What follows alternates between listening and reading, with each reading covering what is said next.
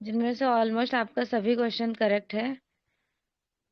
Question number 66 तक आप पहुंचे थे, बस एक क्वेश्चन रॉन्ग था, वो फिर से रिवीजन करा दूंगी। मथुरा शिल्प आपको पता है, रेड सैंडस्टोन यूज करते हैं, वो भी कौन सा वाला? चित्तदार लाल बलुआ पत्थर। सहस्त्रबाहु मंदिर किस संभाग में स्थित है? तो सहस्त्रबाहु का जो टेम्पल है वो उदयपुर संभाग में है। ठीक है, उदयपुर यस राइट मैम। करना है एग्जामिनर ने। क्लियर? मैम किस किस इसको क्या हुआ, फिर से बोलिए। मैम किसने बनवाया था ये वाला साथ दो? आवाज बहुत ब्रेक हो रही है। बुद्ध के पूर्व जन्म हेतु किस शब्द का प्रयोग किया गया था? पूर्व जन्म तो ऑफकोर्स आप जातक। सभी को पता है, जातक जातक कथाएं। कथाएं। कितनी जातक कथाएं होती हैं ये भी आपको याद है? 547। 547। हाँ, राजवंश। Very good. अपने चरमोत्कर्ष पर किसके शासनकाल में आए थे? कनिष्क। कनिष्क। कुषाण काल। कनिष्क के समय। जी बिल्कुल, कनिष्क के समय में। कटफिसेस का क्या रोल था? ये कहाँ के संस्थापक कहे जाएंगे? मथुरा और गांधारा दो शैलियां थी ना, तो ये भी उन्हीं के पार्ट में आ जाते हैं। बाद में कुशाण। कनिष्क किंग होते हैं। सांची में प्रदर्शित कला व शिल्प किस धर्म से संबंधित है? रिलीजियस कौन सा फॉलो करते हैं? बौद्ध धर्म मैम। बौद्ध धर्म। हाँ, वेरी गुड। बौद्ध धर्म की महायान शाखा। सांची का सारा पॉइंट आपको याद है ना? इम्पोर्टेंट है। जैसे अभी पूछी थी, दीपिका की सबसे प्राचीन स्तूप कौन सा है? Yes ma'am. बताइए, सबसे प्राचीन कौन सा अलंकृत है? मैम।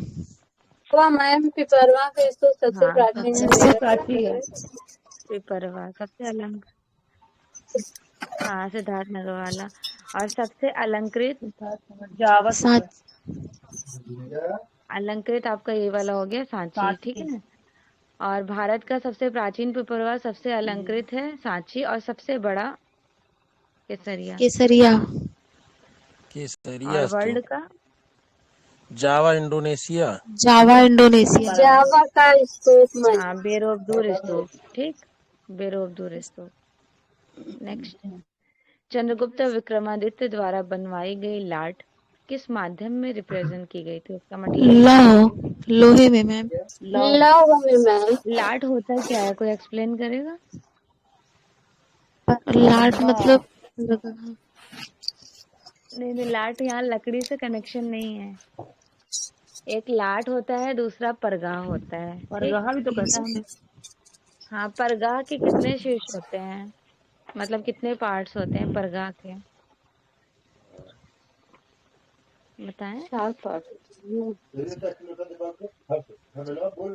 लाट तो मैम एक सिंगल होता है मोनोलिथिक वे में, और परगाह के कितने पार्ट होते हैं? आवाज नहीं आ रही क्या? तीन बता है। दीजिए मैम।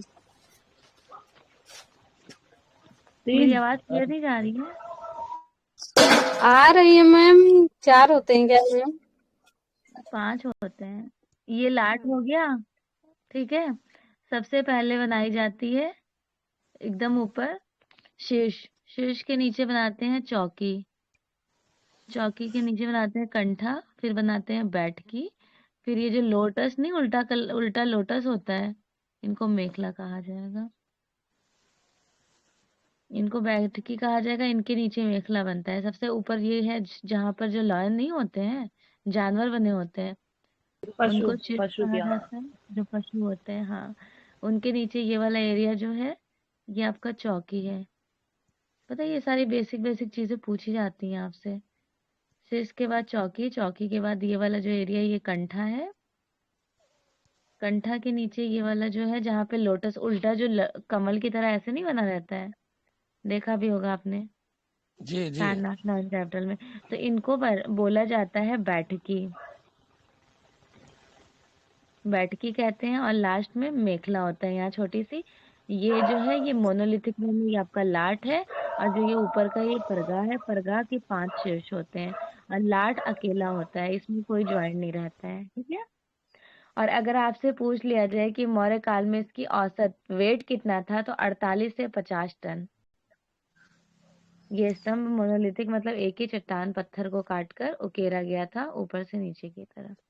क्लियर? ऐसे पूछ लिया जाता है स्तंभ का कितना पार्ट है, तो स्तंभ का 2 पार्ट है। सपोज कीजिए ये स्तंभ है और इसके 2 पार्ट है, एक है लाट, दूसरा है परका। ओके, मैम इनकी ऊंचाई कितनी होती है?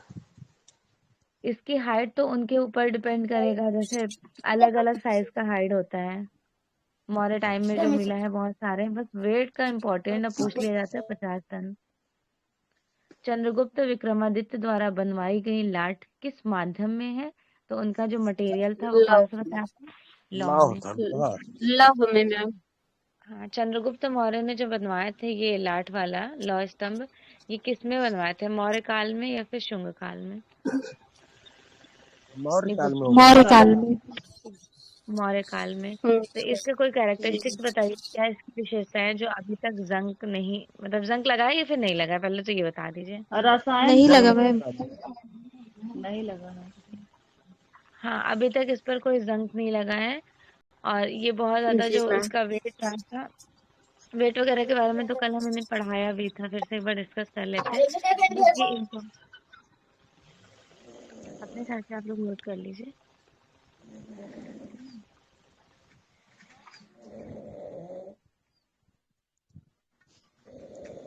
एक कोटला फिरोज शाह से भी मिला था, वो वाला भी स्तंभ इम्पोर्टेंट है। एक कुषाण काल का और भी मिला है, वो कहाँ से मिला था, याद है किसी को? क्या क्वेश्चन है मैम, फिर से बोल दीजिए। दक्षिण की जो कुषाण काल वाला एक स्तूप मिला है वो कहाँ से मिला था? आप लोग बहुत बार मैम उसको सारनाथ रिवीजन। से। मोहनजोदड़ो से मैम, मोहनजोदड़ो से। हाँ, वेरी गुड, हाँ मोहनजोदड़ो मैम, से। मोहनजोदड़ो से।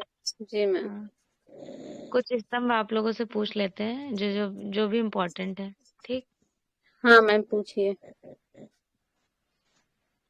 सबसे पहले तो ये वाला स्तंभ बता दीजिए, क्या नाम है? लौरिया नंदनगढ़ का। ये तो मोस्टली काफी बार पूछा गया है। चंपारण बिहार। मयूर स्तंभ है।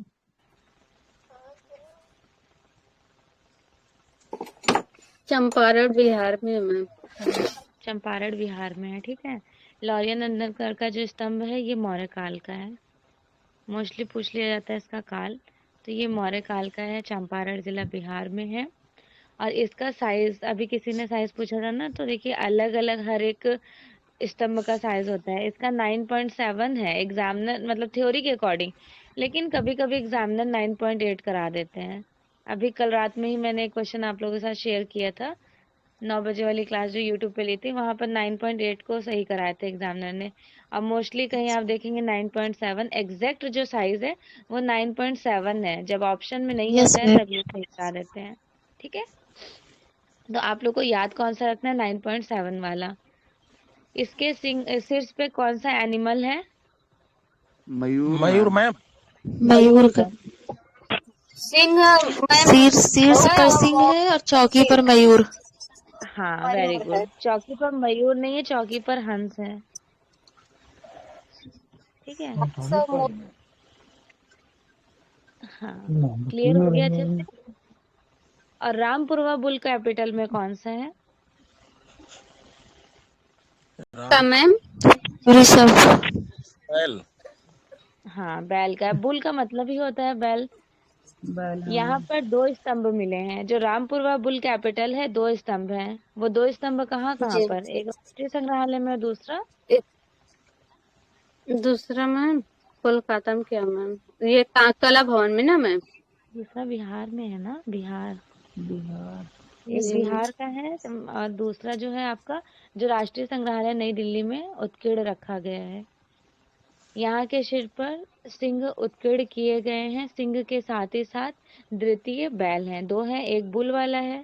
ठीक, अब देखिए एग्जामिनर आपसे कौन सा पूछता है। यहाँ पे पता है ऑप्शन में कभी सिंह को करा देंगे, कभी बैल को, तो आप लोग सोचेंगे कि अरे हमने तो पढ़ा था बैल, रामपुरवा तो बुल कैपिटल था। तो जो रामपुरवा बुल कैपिटल है ना, एक में सिंह एनिमल बनाए गए हैं और एक में ये बुल बनाया गया। बुल किस में बनाया गया है? जो यहाँ पर राष्ट्रीय संग्रहालय नई दिल्ली में एग्जिबिट है। क्लियर?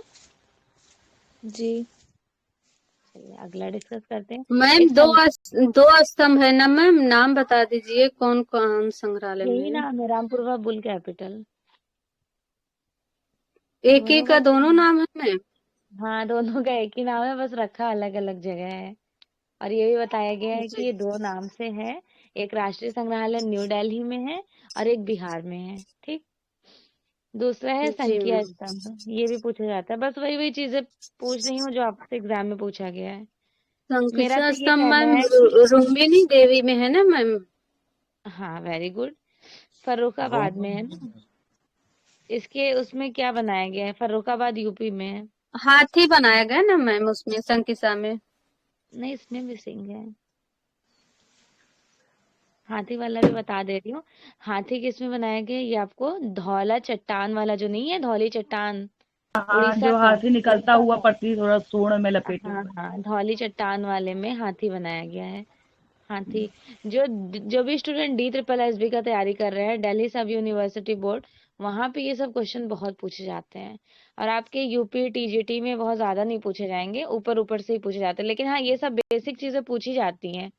DSSB वालों को और ज्यादा डिटेल में पढ़ना होगा, और आप लोग को ये सब पता होना चाहिए कि संकेता स्तंभ कहाँ है, फर्रुखाबाद यूपी में है। लौरिया नंदनगढ़ का स्तंभ कहाँ है, चंपारण जिला बिहार में है। रामपुरवा बुल कैपिटल दो मिला है, एक बिहार में है और दूसरा, जल्दी बताइए, दूसरा राष्ट्रीय कहाँ है? संग्रहालय नई दिल्ली। हाँ, देखिए कोशिश करिए क्लास में आपको चीजें याद हो जाएं, क्योंकि दिन भर आप लोग फिर पढ़ेंगे या नहीं पढ़ेंगे हमें नहीं पता, लेकिन अभी जो लोग ज्वाइंट है उन याद, वो लोग याद कर लीजिए। और एक है लोरिया अरारोज स्तंभ, ये भी बिहार का है, ये बहुत इंपॉर्टेंट नहीं है। धौली चट्टान वाला पूछा गया है, UGC नेट में भी पूछा गया और भी ये TGT में भी पूछा गया है। एक रुमन देही स्तंभ है, ये नेपाल में है। इसमें पता है क्या डिफरेंट है? इसमें अश्व बनाए गए हैं, अश्व। बस अब आपको क्या क्या याद घोड़ा। रखना है, चलिए। हाँ, एक पल के लिए आप सब भूल जाती हैं, मतलब हम बोल रहे हैं आप एग्जामिनेशन हॉल में बैठी हैं, आपको कुछ भी याद नहीं है, बिल्कुल ब्लैंक है। तो बस आप दो स्तंभ याद रखिएगा, बाकी सब आप अपने मन से टिक कर दीजिएगा। एक लौरिया, ये लौरिया नंदन, ये एक तो ये वाला याद रखिएगा, धौली चट्टान वाला। क्या है धौली चट्टान में? हाथी। हाथी। हाथी है। हाथी ना मैम। हाँ, धौली चट्टान में धौली हाथी है। हाथी है, बड़ा सा धौला सा चट्टान। वही जी हाथी। जी। और रुमन देही जी स्तंभ में क्या है आपका? अश्व है, ये रुमन देही वाला है। इसमें क्या है? अश्व है। और तीसरा आपको बुल कैपिटल ऑलरेडी याद हो गया है कि एक में सिंह को बनाया गया है, दूसरे में बैल को बनाया गया है, रामपुरवा। दो स्तंभ मिले हैं। लेकिन मोस्टली पूछा कौन सा जाता है? लॉयन कैपिटल बुल वाला पूछा जाता है, जो राष्ट्रीय संग्रहालय में है। ठीक। तो इससे आपको बस ये तीन याद रखना है, उसके बाद आपको जितना भी दिखाई देगा आप क्या लगा देंगे?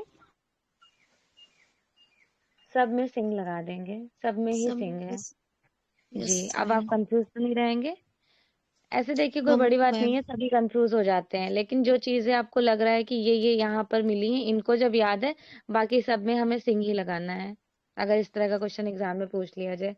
और एक रड़िया चंपारण जिला जो बिहार में है, वहां पर भी सिंह है। और कालसी सिला वाला जो मिला है ना, देहरादून उत्तराखंड से, उसमें हाथी अंकित किया गया है। तो हाथी में दो है, एक तो धौली चट्टान है, दूसरा कालसी वाला है। कालसी वाला कहाँ से मिला है? तो ये उत्तराखंड देहरादून से मिला है। यहाँ पर भी एलिफेंट बनाई गई हैं। बस इतने ही इम्पोर्टेंट है, इतने में भी सबसे ज्यादा इम्पोर्टेंट बस बस और बस तीन है। एक है लौरिया नंदनगढ़ वाला, दूसरा रामपुरवा बुल कैपिटल, तीसरा जो है वो संकिता स्तंभ है। फिर से याद करा दें ये तीनों, क्योंकि ये तीनों इम्पोर्टेंट है। याद हो गया सभी को? बताइए, पूछ लूं मैं कुछ क्वेश्चन? यस एक बार मैम जी रिवाइज पूछिए। करा दीजिए। ठीक है, एक बार फिर से ध्यान से सुन लीजिए। एक देखिए आपका लौरिया नंदनगढ़ का पूछा जाता है, जो चीजें जी। पूछी जाती है प्लीज उनको मत भूलिएगा। लौरिया नंदनगढ़ का पूछा जाता है, रामपुरवा बुल कैपिटल पूछा जाता है, और आपसे संकिता स्तंभ पूछे जाते हैं। ये तीन पूछे जाते हैं, इनके अनदर्स और हैं, जैसे धौली चट्टान वाला है, रुमन देही स्तंभ नेपाल का है। आपसे क्या पूछा जाएगा? ये पूछ लिया जाएगा कि रुमन देही स्तंभ कब बनाया गया था, किस काल में। दे देंगे ऑप्शन में मौर्य, शुंग, सातवाहन, कुषाण, गुप्त, प्रतिहार, तो आपको पता होना चाहिए कि ये मौर्य काल का है। दूसरी चीज यस आपसे ये मैम। पूछ लिया जाएगा कि जो रुमनदेही स्तंभ है ये कहाँ पर है? ये नेपाल में है। इसके ऊपर अश्व बनाया है। सबसे सर्वश्रेष्ठ अशोक के अभिलेख इसी पर है। दूसरा आपका लौह स्तंभ, लौर्य नंदनगढ़ का जो स्तंभ है ये चंपारण जिला बिहार में है। Good morning Champaran ma'am. जिला बिहार में। Very good morning. आपसे इनसे एग्जामिनर क्या पूछेंगे? दूसरा साइज पूछ लेंगे। इनका साइज है 9.7 फीट में। तीसरा पूछ लेंगे इनके चौकी पर क्या है और इनके शीर्ष पर क्या है, बताइए। चौकी पर हंस है, शेर शीर्ष है पर और सिंह। सिर पे वो हंस। हाँ, वेरी गुड। चौकी पर मैम जो है वो हंस है। 6:30 से क्लास चल रही है क्या? हाँ, और शीर्ष पर जो है ये क्या है? शीर्ष पर आपको सिंह याद रखना है, बस इतना इम्पोर्टेंट है। और दूसरी मैम चीज ये मयूर कहाँ अंकित है? मयूर भी बता रहे लौरिया हैं। नंदनगढ़ में है। रामपुरवा जो बुल कैपिटल है, बुल कैपिटल में 2 स्तंभ बनाए गए हैं। सेकेंडरी 2 स्तंभ यहाँ पर बनाए गए हैं और 2 स्तंभ में एक बिहार में स्टेबल है, दूसरा आपका राष्ट्रीय संग्रहालय में है। तो जो राष्ट्रीय संग्रहालय में है उसके शीर्ष पर वृषभ है। वृषभ है। हाँ, इसीलिए तो नाम ही इनका रामपुरवा बुल कैपिटल।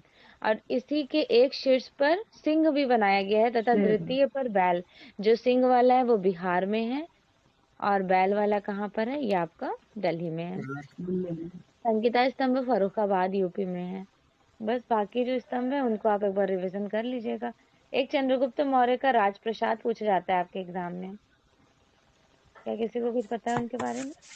जो बिहार में है मैम। हाँ, ये बिहार के पाटलिपुत्र में है। इसकी खोज स्तूपन ने किए थे। खोज स्तूपन ने किए थे। कहाँ पर है? तो बिहार के पाटलिपुत्र में। ये राजप्रसाद।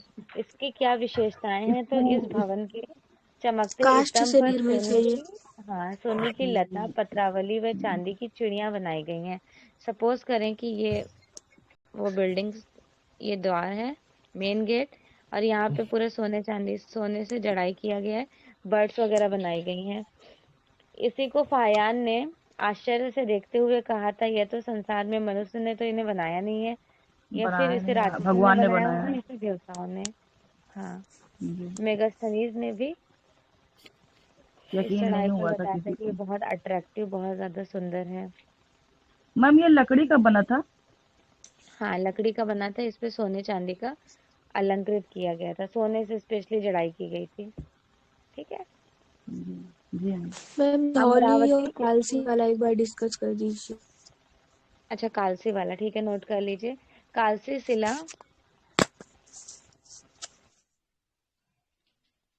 कालसी शिलाभिलेख ये मौर्य काल में मिला था।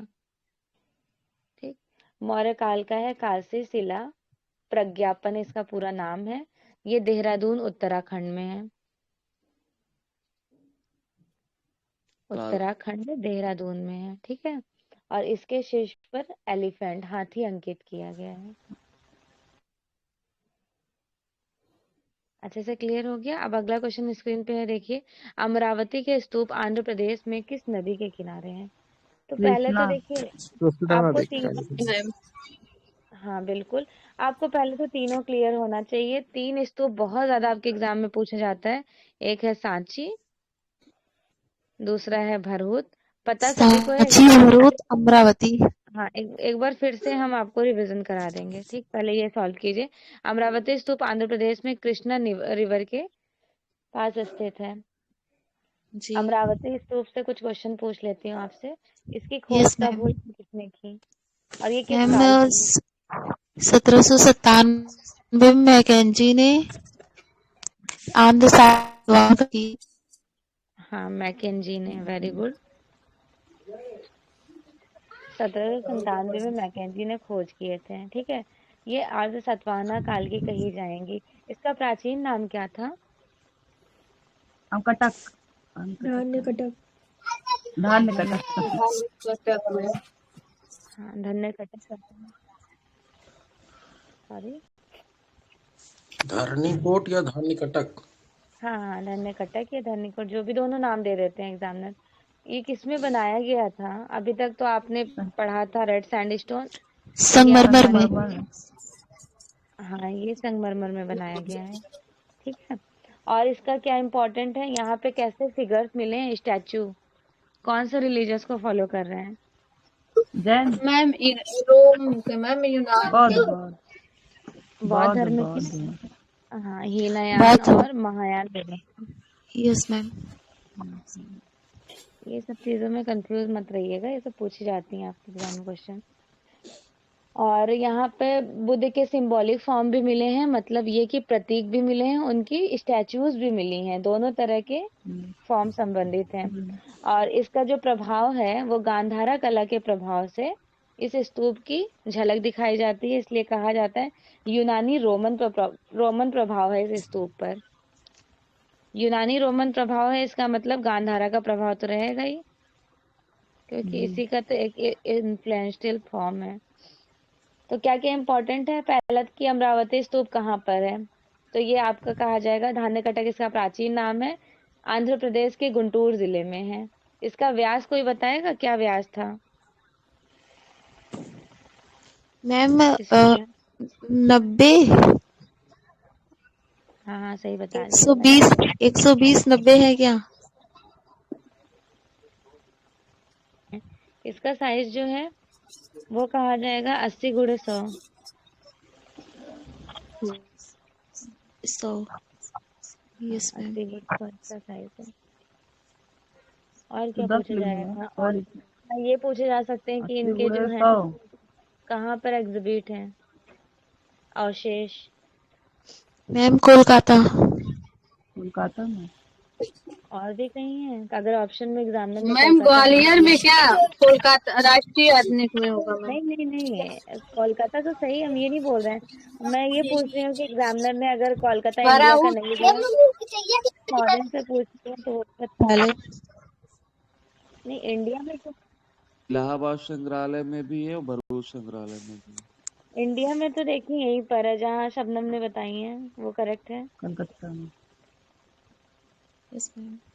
इंडिया का नहीं, फॉरेन का पूछ रहे हैं कि अगर एग्जामिनर ने आपसे फॉरेन का पूछ लिया था कि अमरावती कहाँ पर स्तूप एग्जिबिट है। लंदन में है मैम क्या? लंदन में होगा फिर। हाँ very good, British museum London में है। वही सब उठा के ले गए लंदन वाले।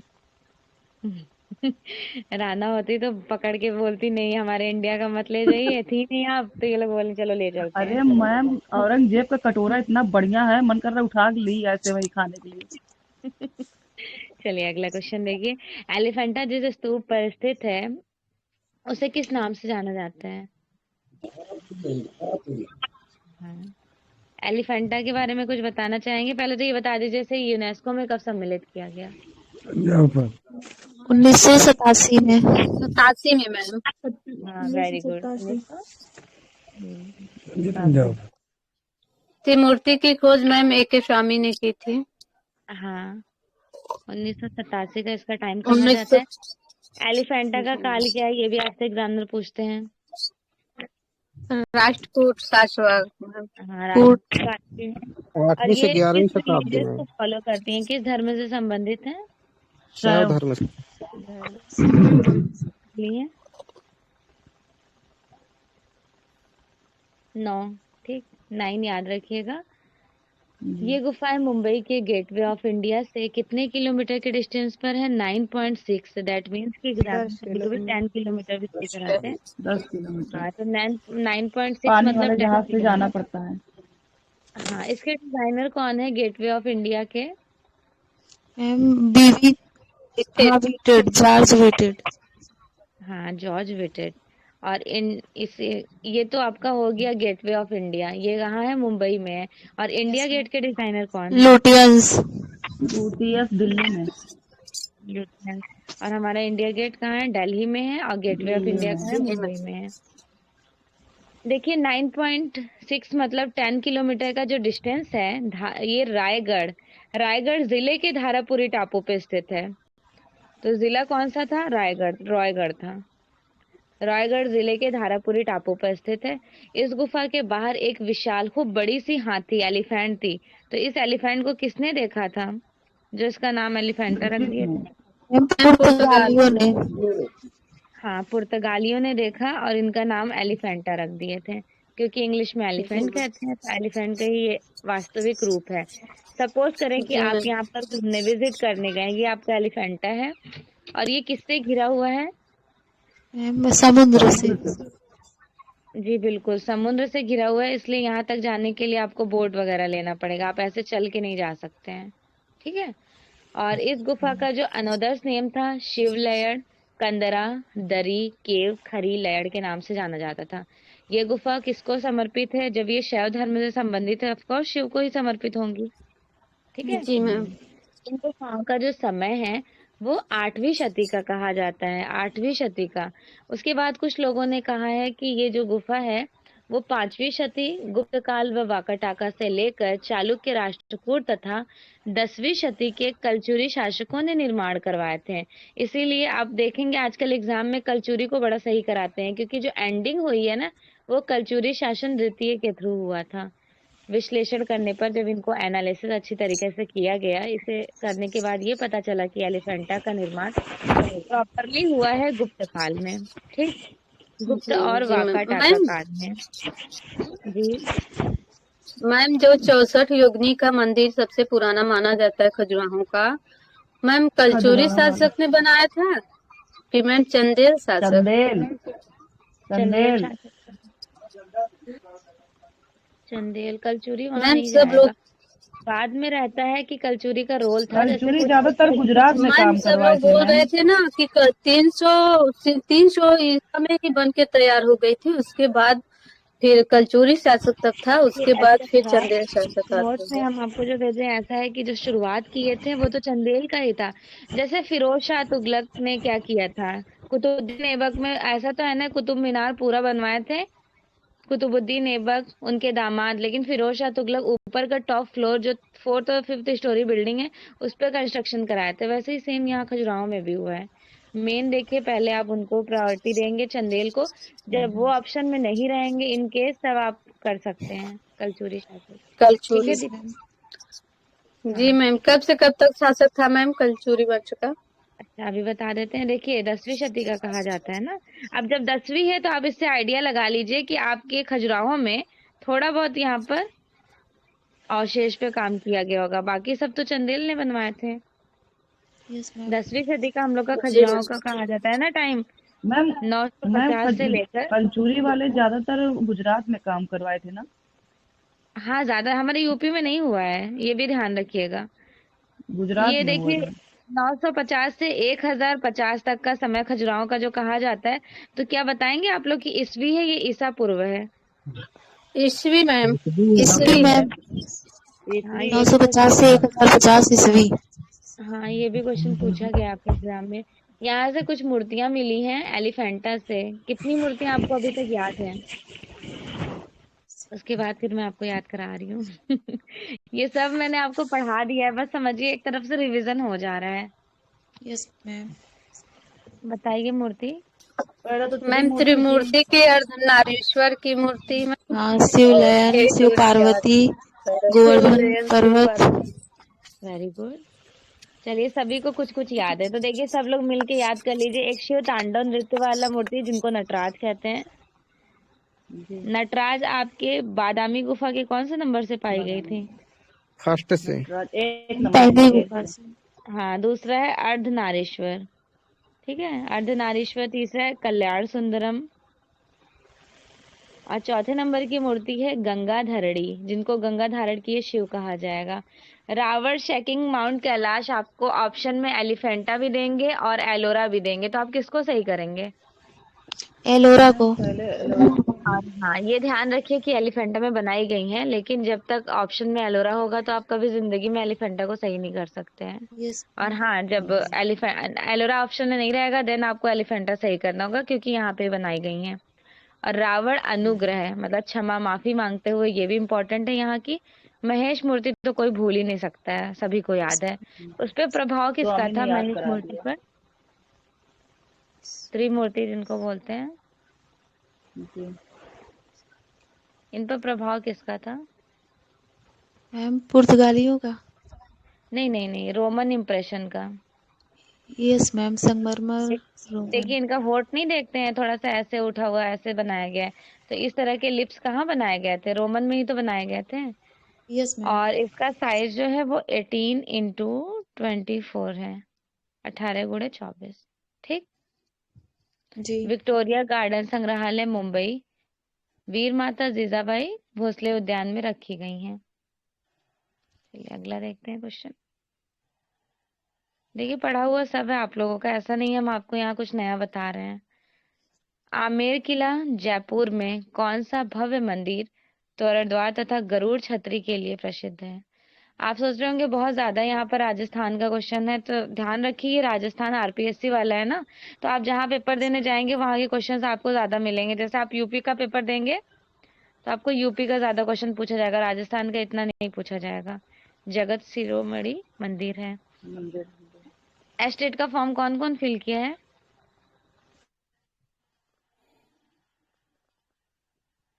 कोई भी नहीं किया है क्या? चलिए अगला देखिए। सारनाथ के स्तंभ पर परगहे की चौकी पर 4 पशु अलंकृत उत्कीर्ण किए गए हैं। सी वाला मैम, बैल घोड़ा शेर हाथी। तो कौन सा करेक्ट हो जाएगा? सी सी। सी ऑप्शन में। हाँ सी। वृषभ घोड़ा शेर और हाथी। लोकेशन डायरेक्शन पूछ लेते हैं आप लोगों से। Very good morning ma'am. मैंने फॉर्म फिल किया है स्टेट वाला। जी जी। अच्छा आप फिल की हैं, वेरी गुड। Yes ma'am. अपने सब्जेक्ट से ये अच्छा अनु है क्या? नहीं नहीं मैम, मनीषा बोल रही हूँ मैम। अच्छा अच्छा मनीषा, ओके। एस्टेट का देखिए हम आपका तैयारी पूरा करा देंगे। यूपी टीजीटी वालों का फिर से रिवीजन हो जाएगा, क्योंकि पूरा यूपी टीजीटी वालों का सिलेबस आपके एस्टेट में पूछा जा रहा है। इंडियन आर्ट यूपी टीजीटी में भी आएगा, आपके एग्जाम में भी पूछा जाएगा। वेस्टर्न आर्ट भी पूछे जाएंगे, और जितने भी पॉइंट्स है सभी करा देंगे। जितने भी मेरे यूपी टीजीटी वाले स्टूडेंट, उनका एक बार रिवीजन हो जाएगा और आप लोग की तैयारी। और आपका मार्च में एग्जाम है, पता है ना, ज्यादा दिन टाइम नहीं है यस आपके मैम। पास। टाइम नहीं है मैम, बहुत ज्यादा लेंथी सिलेबस है। हो जाएगा। फर्स्ट पेपर पे अभी कंसंट्रेशन बनाइए, हम ग्रुप में फर्स्ट पेपर का लिंक भेज देते हैं, और सेकंड पेपर तो मैं खुद तैयार करा दूंगी। चलिए बताइए, उत्तर में कौन सा एनिमल था? शेर था मैम। शेर हम मैम। बोले थे ना पंजाब, यहाँ सिंह पे और आपके हाथी। शेर पे जाओगी। Yes ma'am. तो पंजाब आपका लोकेशन है उत्तर का, जी और मैम। हाथी आपका पूर्व में है। पूर्व मतलब पश्चिम बंगाल में। आप कहाँ पे बैठेंगे? हाथी में। हाँ हाथी। हाथी में बैठेंगे। दक्षिण में इसका मतलब, दक्षिण घोड़ा में मैम। आप घोड़ा है तो घोड़ा कहाँ? घोड़ा दक्षिण में। कौन सा था यहाँ हमारा? सुनील भाई गए थे। महाराष्ट्र मैम। हाँ तंजौर तमिलनाडु। और पश्चिम मतलब बैल। राजस्थान, तो राजस्थान। राजस्थान। राजस्थान। हाँ वृषभ पे बैठ के राजस्थान में जाएंगे, बैल पर। ऐसे कनेक्ट करके याद कर ले, बस आपको याद हो जाना चाहिए। ऐसे होता है ना कि सिंह कहाँ पर है और घोड़ा कहाँ है, कंफ्यूजन होने लगता है। तो पंजाब में शेर है, दक्षिण में घोड़ा है, पूर्व में हाथी है और पश्चिम में बुल है। वृषभ है। थोड़ा सा कुछ आपके इनसे कुछ क्वेश्चन पूछ लेती हूँ, जो जो चीजें आपसे एग्जाम में पूछी जाएंगी। सबसे पहले तो आपको पता है सारनाथ जो मौर्य स्तंभ है ये मौर्य काल का है, सभी को पता है ना? जी मैम। जी। हाँ जी मौर्य मैम। काल की है। ये कहाँ पर है? ये हमारे यहाँ यूपी में है, जहाँ से सुनील सर हैं। बनारस। कहना। सारनाथ मैम। हाँ सारनाथ स्तंभ सारनाथ में है। सारनाथ में जब आप एंटर करेंगे ना म्यूजियम में, तो म्यूजियम के बिल्कुल ये फ्रंट गेट है, इससे यहाँ पे एंटर कीजिए, यहीं पर है। गेट इधर से नहीं है, ये वाला ही गेट है, मतलब इस डायरेक्शन में ऐसे एंटर करेंगे, यहाँ पे लर्न कैपिटल रखा हुआ है। तो ये जो है, इसके सिर पर 4 स्तंभ पीठ सटाए उकड़ू बैठे हुए हैं। इसके शिखर का भाग बहुत ज्यादा डेकोरेटिव फॉर्म में मतलब अलंकृत है। राष्ट्रीय चिन्ह नेशनल एम्बलम का गौरव प्रदान किया गया है। सारनाथ में बुद्ध ने प्रथम उपदेश दिए थे, तो इस उपदेश को क्या कहा जाता है? धर्म चक्र धर्म प्रवर्तन। मुक्ति। धर्म चक्र। हाँ धर्म चक्र प्रवर्तक। इसी उपलक्ष्य में अशोक ने ये स्तंभ स्थापित कराए थे। 242 का टाइम कहा जाता है ईसा पूर्व। सारनाथ का प्राचीन नाम क्या था? मृगदाओ या ऋषि हाँ, पत्तन। नहीं वो ऋषभ पत्तन। ऋषभ। पत्तनम। ऋषि। पत्तन दोनों। हाँ मृगदाव क्यों था? क्योंकि यहाँ पे पहले जमाने में हिरन बहुत रहते थे इसलिए, और ऋषिपतन दूसरा, मे बी ऋषि वगैरह रहते होंगे, ऐसा कुछ होगा। 4 स्तंभ बने हुए हैं पशु के बीच में चौकी है। जो ये चौकी है इसके बीच में एक सेंटर सर्कल है। इसमें 24 तीलियां हैं, 24 तीलियां। जो हमारा इंडियन फ्लैग है जिसको पिंगली वेंकैया ने डिजाइन किया था, उसका बीच वाला जो स्ट्रिप है, ऊपर तो ऑरेंज है, सपोज कीजिए ये आपका इंडियन फ्लैग है, ऊपर ऑरेंज कलर है, नीचे बीच में व्हाइट कलर है और बिल्कुल नीचे ग्रीन कलर है। तो ये जो व्हाइट स्ट्रिप है यहाँ पे आप देखते हो ना, हमारा फ्लैग में ये होता है सर्कल जिसमें 24 तीलियां होती हैं, तो ये यहीं से टेकन किया गया है। ठीक है। चौकी पर उसके नीचे मुंडकोपनिषद का सूत्र सत्यमेव जयते कौन से लैंग्वेज में लिखा गया है? जैसे यहाँ पे कोटेशन लिखा गया है सत्यमेव जयते। देवनागरी लिपि में। हाँ देवनागरी बिल्कुल, लिपि में। देवनागरी लिपि। हाँ, इसी स्तंभ को चार्ल्स फाब्री और विंसेंट स्मिथ ने ईरानी प्रभाव बताए थे। और पूछ लिया जाए कि इसके शीर्ष पर एक चक्र बनाया गया, उसका साइज क्या है? 2 फीट 9 इंच ये साइज है। 24 तीलियों से अलंकृत है, जो अब टूट गया है, मतलब प्रॉपरली वो यहीं पे एग्जिबिट है। ये सारनाथ संग्रहालय में ही है। चौकी पर 4 अंकित जानवर के बारे में आपको पता ही है। जो हमारा सिंह था उत्तर में, वो किसका प्रतीक था? निडरता का मैम।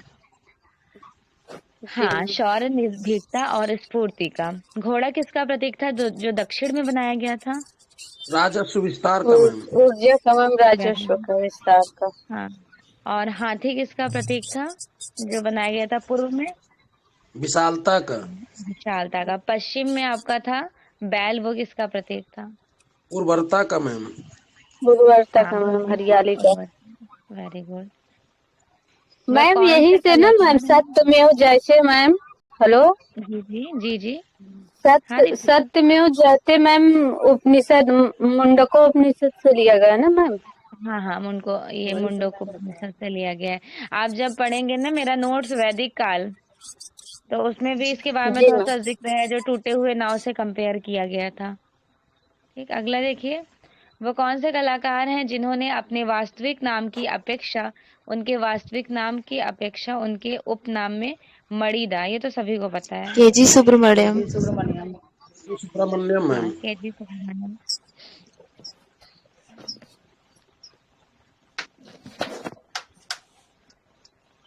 केजी सुब्रमण्यम के किंग ऑफ डार्क चैम्बर के बारे में बताइए, कब बनाई गई, कहाँ बनाई गई? 1963 में बनाई गई थी, रविंद्रालय लखनऊ में। 13,000 टाइल्स थी, यहाँ से 81-5 में सहयोगी ग्यारसीलाल शुक्ला। ग्यारसीलाल शुक्ला। हाँ, ग्यारसीलाल शुक्ला का भी बहुत बड़ा रोल था, हेल्प किए थे ना इसमें। कौन है ये ग्यारसीलाल शुक्ला? मैम राजस्थान के कलाकार है ना मैम। हाँ, ये भी राजस्थान के बहुत फेमस वो म्यूरलिस्ट आर्टिस्ट ही कहे जाएंगे। जी, जी जी। मैम। जी। और मैम ये जो बना हुआ है वो म्यूरल, हाँ, जो टेराकोटा बना था मैम, केवी जेना बनाए थे कि मैम गुरुचरण सिंह? कंफ्यूज है मैम। बनाए दोनों हैं, ज्यादा प्रायोरिटी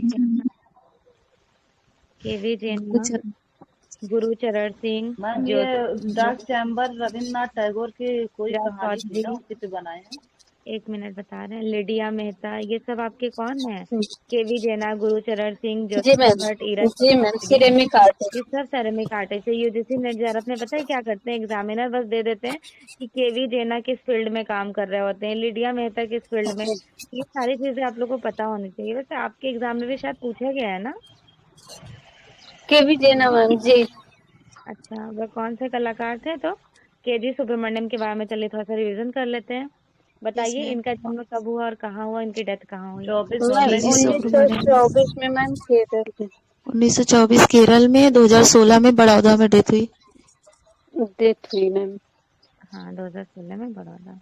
इनकी प्रसिद्ध है मैम पुस्तक moving focus, living tradition in art, और एक ऐसे करके है ma'am, magic of the magic of making an essay in native ma'am.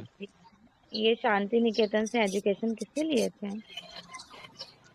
Vinod Vihari ma'am.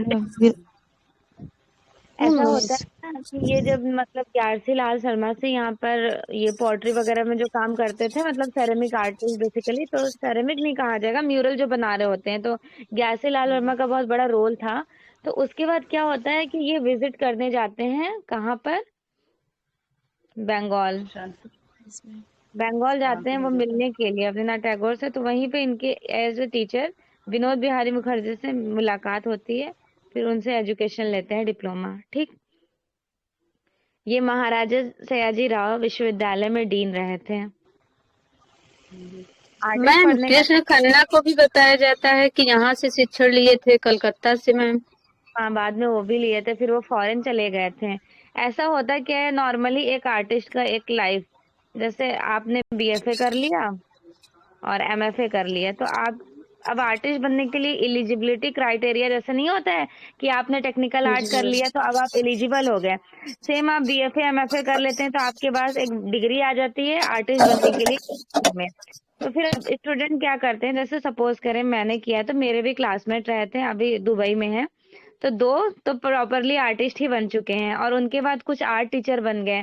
तो डिग्री लेने के बाद स्टूडेंट पे डिपेंड करता है कि वो किस फील्ड में जा रहे हैं। तो आपने जितने भी आर्टिस्ट पढ़े हैं, क्या पढ़े हैं, पहले ये टीचर हुआ करते थे, किसी से डिप्लोमा लेने के बाद फिर ये आर्ट आर्ट फील्ड में इन्वॉल्व हो गए। सपोज कीजिए मैं आप लोगों को क्लासेस दे रही हूँ, अभी आप लोग पढ़ रहे हो, बहुत सारे लोगों के पास बीएफए एमएफए की डिग्री होगी, आफ्टर एंड गवर्नमेंट जॉब लगने के बाद बहुत सारे लोग आर्ट फील्ड में इन्वॉल्व हो जाएंगे। फिर वो आर्टिस्ट के लिए बड़े बड़े जो ये एग्जीबिशंस होते हैं वहां पर एग्जीबिशंस करेंगे, फिर उनके सरनेम, वैसे तो सरनेम के आगे आर्टिस्ट लग जाता है क्योंकि स्टार्टिंग में ही वो छोटे छोटे से एग्जीबिशंस करते हैं। अब क्लियर हो गया? तो एक आर्टिस्ट की लाइफ पढ़ने के लिए अपने आप को आप आर्टिस्ट बनाइए और अपनी लाइफ स्टडी को देखिए कि हम यहाँ ये एग्जीबिशंस करने जाते हैं, सेम ऐसे ऐसे इन लोगों ने भी किया होगा। इससे आसान तरीका और कोई नहीं है। ठीक है, तो इन्होंने जो पेंटिंग्स बनाए थे, खाकी चित्र बनाए थे, हेरिटेज, ये जो फेरी टेल्स ऑफ पुरपल्ली, ये बहुत ज्यादा इंपॉर्टेंट है। कहीं पर मिक्स मीडिया कराया जाता है और कहीं पर जल, तेल और एक्रेलिक। जब आप एक से ज्यादा मीडियम्स में काम करेंगे तो वो ऑलरेडी मिक्स मीडिया ही हो जाएगा। तो अब एग्जामिनर पे डिपेंड करता है कि वो आपको किस तरह से क्वेश्चन फ्रेम कर रहे हैं। ठीक, शिव जी पार्वती, मैम, हम कर मैम अगर दोनों आए तो किसको लगाएंगे? देखिए मिक्स दोनों मीडिया को। मिक्स मीडिया पहले प्रायोरिटी देंगे ना आप। जैसे सपोज करें आपने वाटर कलर में काम किया, थोड़ा सा एक्रेलिक कलर लगा दी, तो आप हमसे ये थोड़ी नहीं बोलेंगे कि मैम हमने वाटर कलर भी यूज किया, एक्रेलिक भी। स्मार्टली आप यही ना बोलेंगे मैम मैं मिक्स मीडिया में काम की। तो अब आपकी मैम समझ जाएंगी कि अच्छा मिक्स मीडिया दैट मीन्स कि इन्होंने दो मीडियम्स को यूज कर लिया। ठीक है, हेलो अभी ये मैम। हाँ मैम ये जो उनकी प्रसिद्ध पेंटिंग है मैम, बहुत कंफ्यूजन करता है, कहीं स्वतंत्रता कराया जाता है, कहीं विवाह कराया जाता है, समझ में नहीं आ रहा है। हाँ, ये हम भी इस कई बार सेंट मैम हमें लग देखिए, रहा है सेंट एंड्रूज वाला सही होगा। सन एंड्रयूज भी है और स्वतंत्रता भी है, दोनों है। लेकिन ये डेट ऑफ बर्थ के अकॉर्डिंग क्वेश्चन सही किया जाता है, इसलिए पहले इन्होंने सेंट एंड्रयूज का विवाह बनाए थे, उसके बाद में स्वतंत्रता वाला बनाए थे।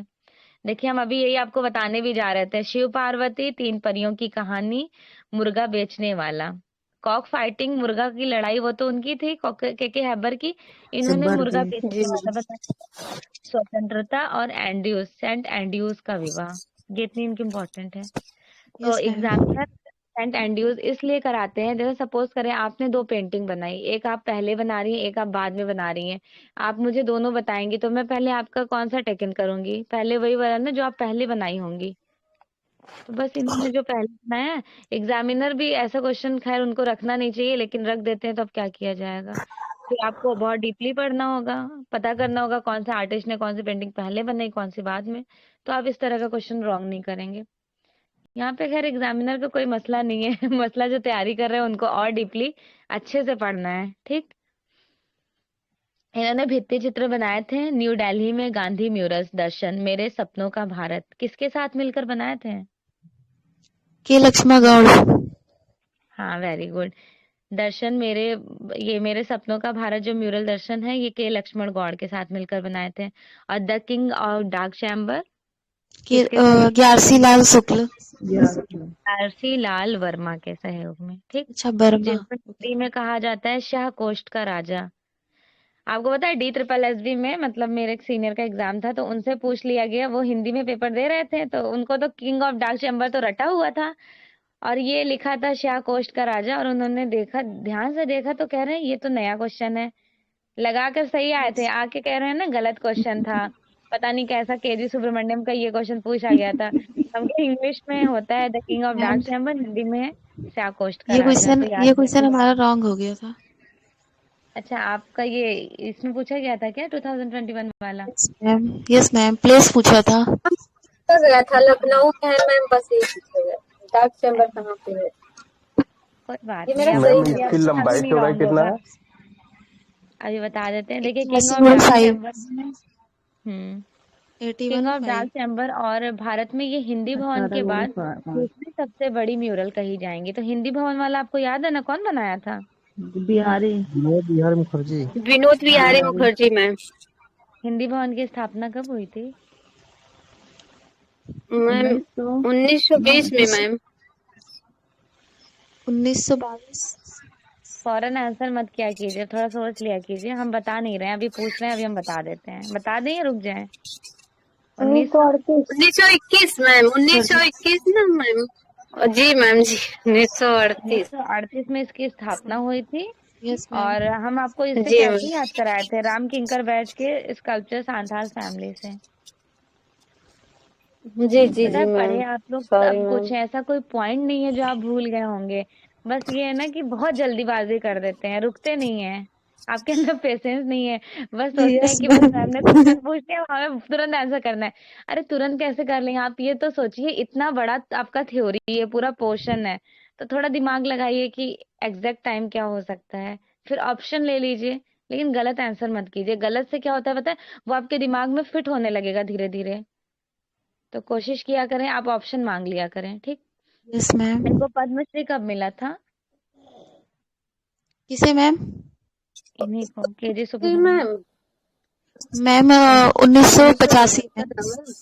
75 में। 75 जी मैम। 74 में बिहारी को पद्म यस विभूषण मैम 1975 में पद्मश्री, 2006 में पद्म भूषण, 2012 में पद्म विभूषण। हाँ 2006 में इनको पद्म विभूषण। पद्म भूषण और पद्म विभूषण 2012 में मिला था। और कालिदास सम्मान 1981-82 में। हाँ, ये सबसे सबसे पहला पहले अवार्ड इन्हीं इनको को मिला मिला था था जी 81 में, सबसे पहला इन्हीं को मिला था। केजी सुब्रमण्यम भित्ति चित्र के साथ साथ मूर्तिकार, लेखक और प्रिंट मेकर थे। केजी सुब्रमण्यम का प्रिय माध्यम क्या था, कोई बताएगा? Ma'am terracotta. हाँ, इसीलिए तो ग्लेजिंग टेराकोटा टाइल्स में इन्होंने इतनी बड़ी म्यूरल्स बनाई। भारत यस में इन्होंने मैम। किसका इन्वेंशन किया था पहली बार? सेरीग्राफी का। सिल्क वेरी स्क्रीन का गुड। मैम, सेरीग्राफी का। जी जी। रेत व जूट पर द्विआयामी संयोजन द्वारा चित्रों का निर्माण किसने किया था? मैम डाली मुखर्जी। मुरारी मुखर्जी जी मैम। हाँ, और रेत और और ध्यान से मैम सुनिए, शीशे का भी मैम, शीशे पे पहला पेंटिंग बनाना भी इन्होंने शुरू किया था ना ma'am, KG KG Subramanyam. Subramanyam ने। हाँ ग्लास पेंटिंग जी। रेत और जूट हमने पूछा, सिर्फ और सिर्फ जूट पूछ लेगा एग्जाम में तो मृणाली आपको तो पता मुखर्जी ही है। ना। रानी मुखर्जी। मैं पूछ रही हूँ रेत और जूट, रेत और जूट। रेत तो मैम सुदर्शन पटनायक है। सुदर्शन पटनायक। अरे क्वेश्चन पे फोकस कीजिए। सपोज दोनों कीजिए मिला आपको के मैंने है। कोई म्यूरल बनाने के लिए दिया, अब आप ये म्यूरल बना रहे हैं, इसी में आपने रेत लगा दिया बैकग्राउंड में तो मैम और कहीं कहीं पे जूट भी लगा दिए, तो इस तरह का म्यूरल कौन बनाया था, ये पूछ रही हूँ मैं। मरियम केजी सुब्रमण्यम। सुब्रमण्यम। हाँ, केजी सुब्रमण्यम। सिर्फ रेत के लिए तो आपको ऑफ कोर्स पता ही है सुदर्शन पटनायक, जूट के लिए जी भी आपको पता है मृणालिनी दोनों मुखर्जी। मिला के हाँ, मरियम दोनों मिला के इन्होंने काम कर दिया है। जी। मिक्स मीडिया एज लाइक कह सकते हैं। 77 क्वेश्चन का आंसर कीजिए। अर्थुना मंदिर समूह, ये याद कर लीजिए, बांसवाड़ा जिले में है। बांसवाड़ा। बांसवाड़ा जिला में मैम। मूर्तियों पर ओबदार पॉलिश की शुरुआत किस शैली में हुई, मौर्य। ये भी आपको पता है, मौर्य तांत्रिक। काल में। हाँ, मौर्य काल में। मौर्य काल का कुछ क्वेश्चन पूछ लेती हूँ, बेसिक बेसिक। मैं कल देख रही थी वहाँ कौन सा एग्जाम होने वाला है, एचटेट वाला, तो फर्स्ट पेपर में उनको मौर्य काल का बहुत सारा क्वेश्चन पूछा गया था। तो मैं देखी तो मैं सोच रही कि बच्चों ने अगर अच्छे से तैयारी कर रखे होंगे तो उनको मौर्य काल पढ़ रखे हैं पूरा, तो उनके फर्स्ट पेपर में भी हेल्प हो जाएगा। कोई बताएगा इसकी स्थापना किसने की थी मौर्य काल की? चंद्रगुप्त चंद्रगुप्त मौर्य। मौर्य। हाँ, वेरी गुड, चंद्रगुप्त मौर्य ने किए थे। ठीक है। 1323 ईस्वी में। हाँ, चलिए सभी का बता देते हैं। देखिए, ये जो मौर्य काल की शुरुआत हुई है ना, मौर्य, शुंग, सातवाहन, कुषाण, गुप्त, प्रतिहार, ऐसे पूरा प्रोसेस चला जाता है। तो आपको एक चैप्टर वाइज बता दे रहे हैं जो आपके माइंड में फ्रेम हो जाएगा। सबसे पहले आपने प्रागैतिहासिक पढ़ा था, जिसके 3 पार्ट्स थे, पूर्व पाषाण काल, मध्य पाषाण काल और नवपाषाण काल। ठीक है। फिर ये कंप्लीट हुआ तो आपका इंडस वैली शुरू हो गया, जिसको ऐतिहासिक कहते हैं। फिर ये कंप्लीट हुआ तो इंडस वैली के बाद, सॉरी, प्रोटो हिस्टोरिक और ऐतिहासिक काल, सिंधु घाटी सभ्यता हो गया। इनके एंड होते ही वैदिक काल शुरू होता है ना। वैदिक काल को 2 भाग हो जाते हैं, एक पूर्व वैदिक काल, एक उत्तर वैदिक काल। 600 से 1000, 1000 से 1500, यही तो टाइम है। फिर उत्तर वैदिक काल के बाद जब आप मूर्ति कला वाला पोर्शन पढ़ेंगे ना, तो 16 महाजनपद आ जाते हैं, जिसमें सबसे शक्तिशाली राजा होते हैं मगध। मगध ने स्थापना की थी राज्य, ये जो राज्य वंश हर्यक वंश था, हर्यक वंश के तो बिंबिसार कहे जाएंगे। ठीक। फिर उसके बाद आपका शुरू हो जाता है शेषुनाग, फिर नंद वंश। शेषुनाग के बाद नंद वंश आता है, उसके बाद आपका मौर्य काल आता है। मौर्य, फिर शुंग आता है, फिर सातवाहन आता है, फिर कुषाण आता है, फिर गुप्त आता है, फिर प्रतिहार। फिर गुप्त के बाद ये पाल, चालुक्य, पल्लव, ये सारे 8 मोमेंट्स आते रहते हैं। तो ये याद करने का सबसे अच्छा तरीका है, नेट का सिलेबस उठाइए, उसमें थोड़ा सा इतना सही दिया है, उनको पूरा याद कर लीजिए। और एक एक चैप्टर जब आप पढ़ेंगे बार बार से, तो आपको ऑटोमेटिक से याद हो जाएगा। कोई भी लेसन पढ़ लिया कीजिए, पढ़ने के बाद आप अपने माइंड को रिलैक्स किया कीजिए, फिर रिवीजन किया कीजिए कि हमने कौन कौन सा चैप्टर पढ़ा और किस किस में क्या क्या था। बस आपके एग्जाम में पता है बिल्कुल बेसिक बेसिक चीजें पूछी जाती हैं, बहुत इन डेप्थ नहीं पूछा जाता है। जैसे परकम यक्ष की मूर्ति कहाँ से मिली है, मथुरा के जो परखम नामक गांव से प्राप्त है, अजातशत्रु की प्रतिमा पूछ ली जाती है, ये सब चीजें पूछी जाएंगी। फिर मौर्य काल के कुछ चीजें पूछी जाएंगी। मौर्य काल की तो स्थापना हो गई थी, फिर इन प्रोसेस को आगे कौन बढ़ाया था? अशोक।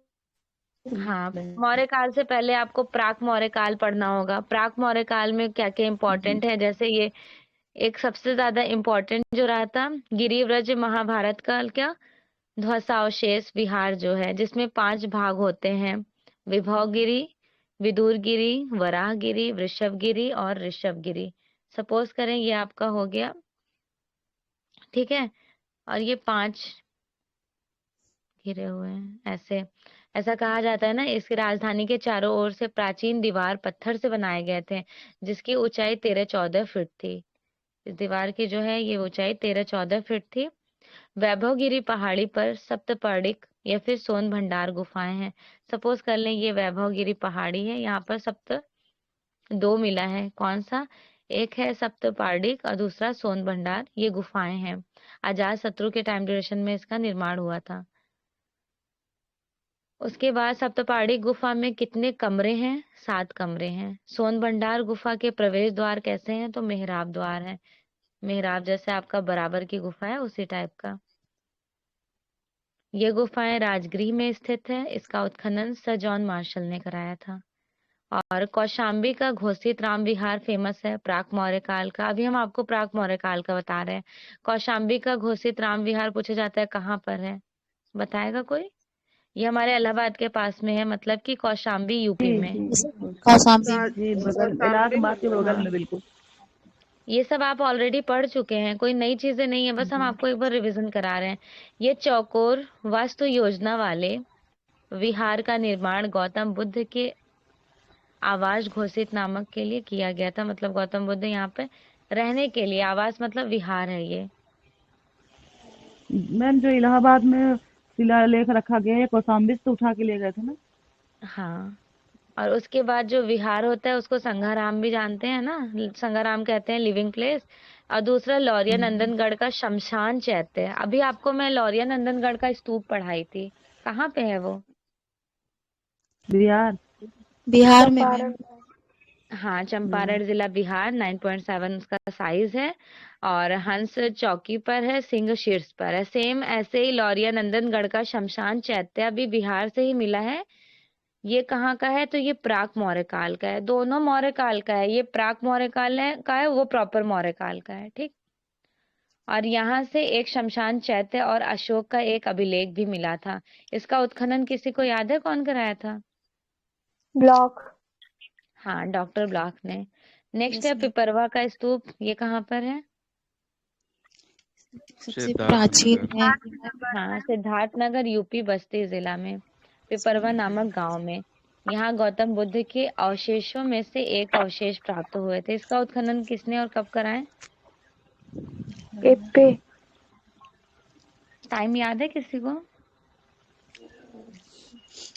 किसका मैम? इसी का, पिपरवा का स्तूप। पिपरा। पिपरावा जो सबसे प्राचीन स्तूप है ना? जी जी जी, अभी आपने पढ़ा था ना सबसे प्राचीन मैम स्तूप। ऑप्शन दे दीजिए। देखिए, जब हमारी वो वाली पेंटिंग्स बनाई गई थी ना, the raft of the Medusa, उसके 7 साल बाद इनका खोज हुआ। अब आप बता दें, आई थिंक सभी को याद होगा। 1826 में। अरे शबनम, सोचो आराम से। मेदुसा का बेड़ा। मेडुसा का बेड़ा 1800 में तो ग्रुप का स्टार्टिंग हो रहा है 1800 से 1890 तक। तो 1800। 1897 में।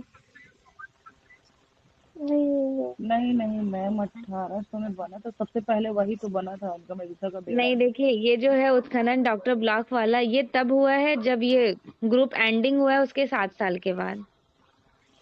अच्छा, 7 साल के बाद 97। हाँ, 97। अब याद रहेगा ना? अब चलिए, हमें 1800। राफ्ट ऑफ मेडुसा का टाइम बताइए। 1800। अगर कोई गलत बोला ना, फोन के अंदर घुस के पिटाई करेंगे। सोच लीजिए, इत्मीनान से बताइए, जल्दबाजी नहीं है। मैम 1815 1891 है में। क्या? अरे 1819 है। कहाँ वही तो दिमाग मैम काम हम बता रहे थे। अरे जब 1826 वो बताइए आप। अजंता की खोज हुई थी मैम। अरे हाँ, बस अजंता की जब खोज हुई है तभी आपका राफ्ट ऑफ द मेडुसा बनाया गया। मैम हमने जी मैम, हमको याद तो हो ही 1819 गए में थे। 6 साल और जोड़ दिए। अच्छा कोई बात नहीं। 7 अब साल आप 6 साल जोड़िएगा मत, ये ऐसे याद कर तभी लिए तो ना। 1826 बताए, 7 साल जोड़ के। अच्छा, हाँ, तो सही बताइए। अच्छा, आप इसकी खोज का बताई थी, हमें लगा राफ्ट ऑफ द मेडुसा का टाइम बताई है। नहीं अरे मैम। कोई बात नहीं, मुझसे मिस्टेक हो गया पूछने में। इसका ध्यान रखिएगा, ये वाला जो है 97, भूलेंगे नहीं ऐसा, मतलब अब आप नहीं भूलेंगे, क्योंकि आपको पता है कि रोमांटिसिज्म आर्ट मूवमेंट का जो टाइमिंग है वो 1890 का है, एंडिंग का। और उसके 7 साल बाद पिपरवा के स्तूप की खोज हुई है, सिद्धार्थनगर में है। और ये भारत का सबसे कौन सा स्तूप कहा जाएगा? प्राचीन सबसे प्राचीन है पिपरवा। प्राचीन पिपरवा है, सबसे अलंकृत साची है, और सबसे बड़ा बिल्कुल टूट गया है मैम अभी तो। केसरिया। केसरिया। हाँ, टूट देखने गई थी क्या? नहीं, मोबाइल में देखे थे। अच्छा, यहाँ से 4 अस्थि मिली हैं, कलश, सोना और बहुमूल्य पत्थर भी प्राप्त हुए थे। जिन पत्थर को क्रिस्टल की अस्थियां मंजूषा भी कहा जाता है, बुद्ध के अवशेषों पर बने हैं। पिपरवा के स्तूप से ही 8 स्तूप निकल कर आया था। आपको पता है ना, पहले 8 स्तूप बनाए गए हैं। जो ये 8 स्तूप था, इसमें हकीकत में बुद्ध के अवशेष रखे गए थे। फिर इन्हीं के आधार पर अशोक ने कितने हजार स्तूप बनवाए? 84। 84,000। हाँ, 84,000 इस स्तूप रूम को बनवा तोड़ देते हैं। डाले सारा मिला के।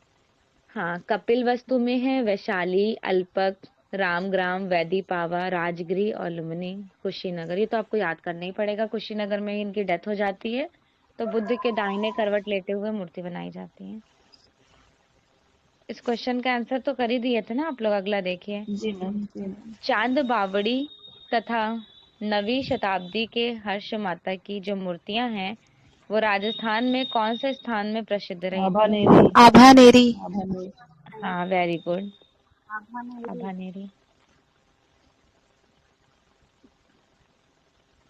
चलिए, आपका फेवरेट क्वेश्चन आ गया, जल्दी से मैच कीजिए।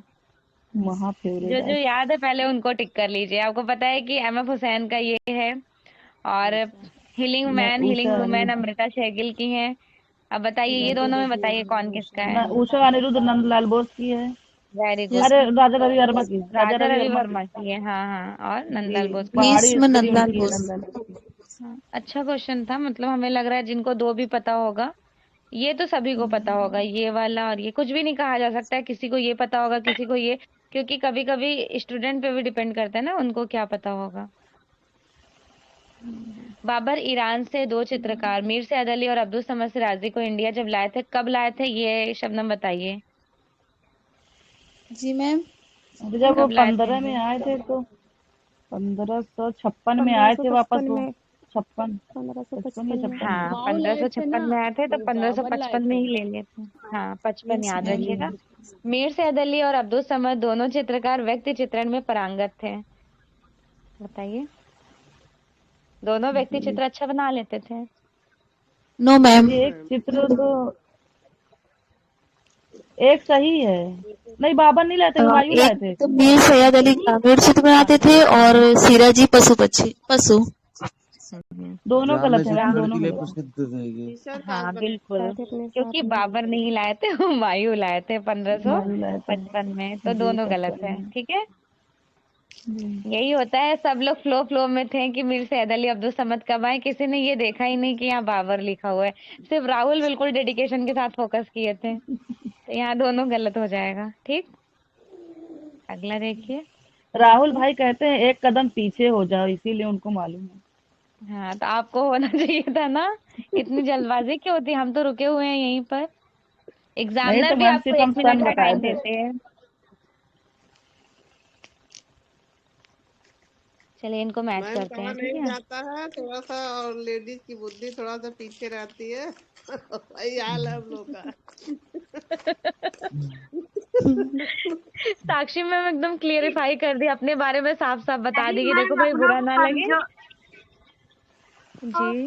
सही कह रही मैम। संजोग मत मानिए, हम सुहाना लोग जी दिल से सोचते हैं, राष्ट्रपति लोग हैं। दिमाग से सोचते हैं ना। महिला हम लोग दिल से राष्ट्रपति हैं, सोचते हैं, लोग पता है कि दिमाग से नहीं? सोचते हाँ, राष्ट्रपति हैं, ध्यान से सुनिए क्या बोल रही है दीपिका। महिला आसमान में उड़ रही है। हाँ, अभी उनको जमीन पर नहीं आने दो। चलिए इस क्वेश्चन का आंसर कीजिए। द्वारिका प्रसाद पर देखिए, पीड़ा। द्वारिका प्रसाद शर्मा का खिड़कियां हैं, खिड़की जब खोलेंगे तो आप देखेंगे अपने घर के बाहर प्रसव द्वारिका पीड़ा प्रसाद है। शर्मा खड़े रहेंगे, ठीक है। जी, परमानंद चोयल। ये पीएन चोर चोयल। देखो देखो सिंह शेखावत की गणगौर की सवारी। और पीएन चुड़ैल हाँ की मैम। जवाहरलाल जोशी की है। प्रसव पीड़ा। कृपाल यस। सिंह शेखावत की आपकी हो जाएंगी, जो इन्होंने राहुल सर ने बताया। नहीं, डैफोडिल्स हैं, सॉरी, डैफोडिल्स हैं। गणगौर कृपाल का और सिंह गोवर्धन गोवर्धन शेखावत लाल की जोशी की। बेटी। जोशी का है गणगौर की सवारी। आपको पता है ये यूजीसी नेट 2021 में पूछा गया क्वेश्चन है, 2021 का। और यही क्वेश्चन सेम कहाँ रिपीट कर दिया गया, राजस्थान में। तो इसीलिए ना हम आपको बोलते हैं प्रीवियस ईयर क्वेश्चन पेपर को इस तरह से कमांड हासिल कर लीजिए कि आपका पूछा गया क्वेश्चन किसी स्टेट में पूछा गया तो वो गलती से भी गलत ना हो। और जो नया आ रहा है वो तो खैर नया सबके लिए रहेगा, सिर्फ आपके लिए तो होगा नहीं। तो बस ये फोकस करें, जितने भी आपको PYQ मिल रहे हैं, हम तो यहाँ पे यही कहेंगे कि रट लीजिए इनको। डेली सुबह शाम प्रैक्टिस करते रहिए। याद करना बहुत जरूरी है, क्योंकि बहुत सारी चीजें रट्टाफिकेशन वाली हैं। जो चीजें समझने वाली थी वो आप लोग समझ चुके हैं। इंडियन आर्ट समझ गए, वेस्टर्न समझ गए, स्कल्पचर समझ मैम गए, प्रिंट मैम मेकर, आर्टिस्ट। जी जी। द्वारका प्रसाद का मैम हमें लग रहा है प्रसव पीड़ा है। हाँ वही तो है, द्वारका प्रसाद का प्रसव पीड़ा। खिड़कियां चोयल का है मैम। हाँ, खिड़कियां परमानंद चोयल का है। हाँ, खिड़कियां परमानंद चोयल की है, तब तो क्या एग्जामिनर ने इनको गलत करा दिया है क्या। द्वारिका को बहुत दर्द है, चोयल खिड़की से देख रहे हैं। इनका एग्जामिनर ने यही आंसर माना है जो मैं यहाँ पे मेंशन की हूँ। द्वारका प्रसाद शर्मा का प्रसव पीड़ा हमें भी ध्यान आ रहा है, लेकिन लगवाए हैं खिड़कियां PN चोयल का मैम आप प्रसव ये पीड़ा करा। बता दीजिए और तो मत लगा इस दीजिए क्वेश्चन का प्रसव इस पीड़ा। क्वेश्चन का हम यूजीसी नेट में से देख के आपको अभी ग्रुप में सेंड कर देंगे थोड़ी देर बाद, ठीक है। रुकिए अभी बता देते हैं। अच्छा, बुक उधर रखा है, चलिए हम मैम अभी बता देखो, देंगे। जी जी जी जी। इस क्वेश्चन को अभी रखे रहिए आप, अभी आपको व्हाट्सएप पे मतलब मैं सेंड करती हूँ। क्वेश्चन नंबर 82 था। अगला देखिए, चोल काल में निर्मित नटराज की जो मूर्ति है उसका मीडियम क्या था? ब्रॉन्ज। कांच। हाँ, कांस्य में था। अभी EMRS में पूछा गया क्वेश्चन था, याद है किसी को क्या पूछा गया था? उनके हाथ में क्या था? यस मैम, अग्नि। अग्नि। चोदक अग्नि। अग्नि था। हाँ बिल्कुल। चलिए अगला देखते हैं।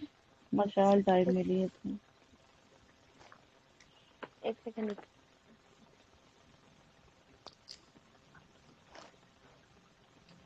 थोड़ा सा कुछ डिस्कस कर लेते हैं चोल काल वाला, एटलीस्ट थोड़ा रिवीजन हो जाएगा आपका। ओके। कौन कितने कितने देर तक नोट्स पढ़ता है एवरी डे, डेली? पढ़ते तो है सिलेक्शन मैम, में है लेकिन तो भूल जैसे जाते हैं बहुत तेज। मैम हम तो पढ़ते ही नहीं। मैम अभी हम नहीं पढ़ रहे हैं। रिवीजन देखिए करना शुरू कर दीजिए। जिनका अभी ये पेपर जो मार्च में हम फिर से पढ़ाएंगे पूरा इंडियन आर्ट वेस्टर्न आर्ट, तो आप लोग चाहे तो ज्वाइंट हो जाइएगा, आपका थ्योरी रिवीजन हो जाएगा। तो देखिए चोल काल की जो नटराज के स्कल्पचर्स हैं, ये नाम नटराज की मूर्ति रहा था, तंजौर तमिलनाडु से मिली थी। जी। तंजौर तमिलनाडु से प्राप्त है। दूसरा इम्पोर्टेंट टास्क ये है कि इसका काल क्या था? आप सभी को पता है चोल काल है। माध्यम क्या था? कांस्य है। कब बनाई गई ये भी पूछा जाता है। 12वीं शती में। कहाँ पर एग्जिबिट है? राष्ट्रीय संग्राम। राष्ट्रीय संग्रहालय। ये तो बेसिक सी चीजें हो गई। इसके कैरेक्टरिस्टिक के बारे में देखेंगे तो इस शिल्प पर भगवान शिव को अपने दाएं पैर पर असंतुलित स्थापित किए हुए दिखाया गया है। इसी पैर के नीचे अप्समारा, अप्समारा कौन थी? बुराई व आज्ञा रूपी दैत्य को पैरों से कुचलते हुए दिखाया गया है। पूछा जाता है ना एग्जाम में अप्समारा के बारे में, तो उनको पैर से कुचलते दिखाया गया है। जो बायां पैर है उनका, दाहिना तो क्लियर हो गया, जो बायां पैर था, बायां पैर में भुजंग त्रसित्रा मुद्रा है। भुजंग त्रसिता कौन सा मुद्रा होता है? जो डांसिंग पोजीशन में होता है। ठीक, अतिभंग। हाँ अतिभंग, बिल्कुल। त्रियो भाव को दर्शन किया गया। क्या पता एग्जामिनर थोड़ा स्मार्टली पूछ लें, आपको अतिभंग ना दे के दे दें भुजंग त्रसिता, तो आप सोचेंगे भुजंग त्रसिता क्या है। तो ध्यान रखिएगा, भुजंग त्रसिता जो है वो अतिभंग है।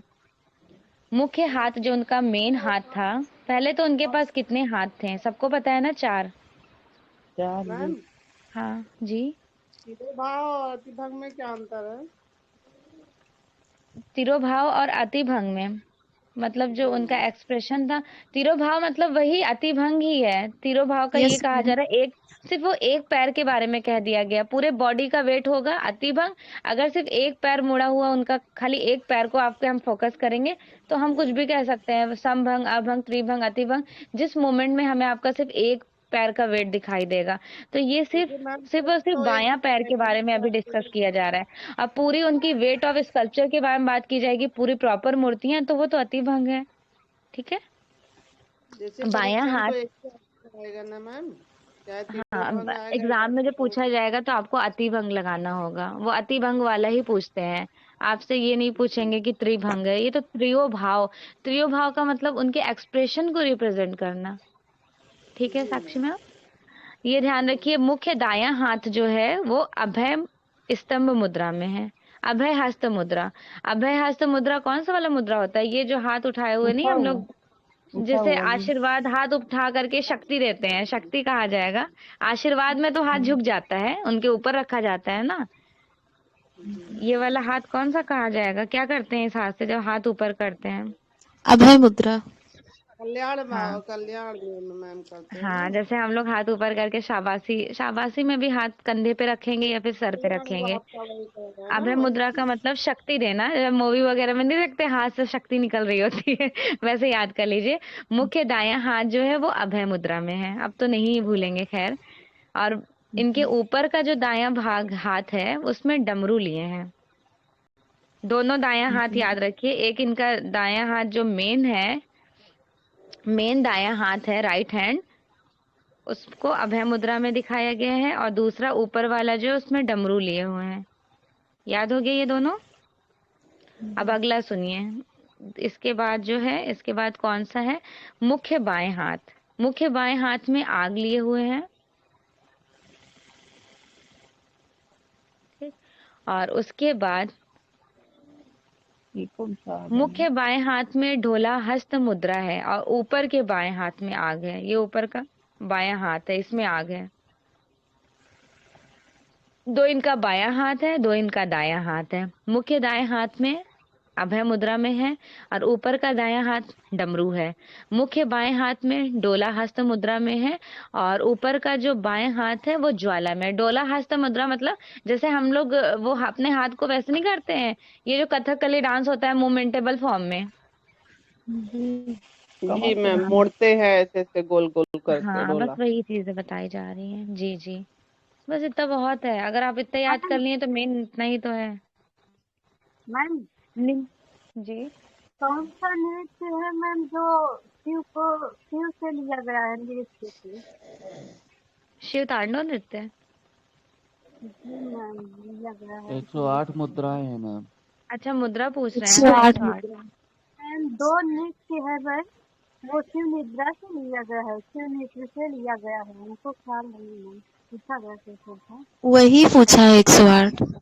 शिव तांडव नृत्य तो कहा जाता है। भरतनाट्यम होगा मैम। हाँ, एक भरतनाट्यम हो जाएगा, एक ये हो जाएगा, दो हो जाएगा। तमिलनाडु वाला। हाँ, मैम देखिए अगला। भरतनाट्यम और मोहिनीअट्टम, और मोहिनीअट्टम तो मैम सही है, और एक भरतनाट्यम। इसका हम कंफर्म करके आपको बताएंगे, अभी नहीं कहेंगे कुछ, ठीक है। निम्न में से मूर्तिकार कौन नहीं है? पै लक्ष्मण पै। लक्ष्मण पे आर्टिस्ट हो गए। 1926 लक्ष्मण पे। हाँ, राम किंकर वैद्य, धनराज भगत, पीवी जानकी रमन, ये सब कौन है? ये मूर्तिकार हैं। चलिए, तो थोड़ा सा लक्ष्मण पै के बारे में कुछ पॉइंट डिस्कस कर लेते हैं। Yes ma'am. लक्ष्मण पै जो है एक मैम ये गणेश जी, कोई बात नहीं, कोई बात नहीं। क्या हुआ, कुछ कह रही हैं?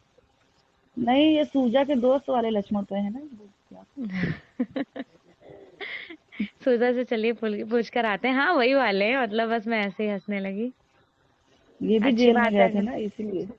हाँ, ऐसे भी आप लोग याद करेंगे, बहुत सारे आर्टिस्ट याद हो जाएंगे। लक्ष्मण पै का एक बहुत फेमस पेंटिंग पूछा जाता है, याद है किसी को? Festival off season. ऑप्शन। हाँ, फेस्टिवल ऑफ सीजन इनका बहुत ज्यादा इम्पोर्टेंट है, ध्यान रखिएगा। और पीवी जानकी राम क्यों फेमस है? रिपुजे टेक्निक। रिपुजे उभारदार। हाँ, और धनराज भगत क्यों फेमस है?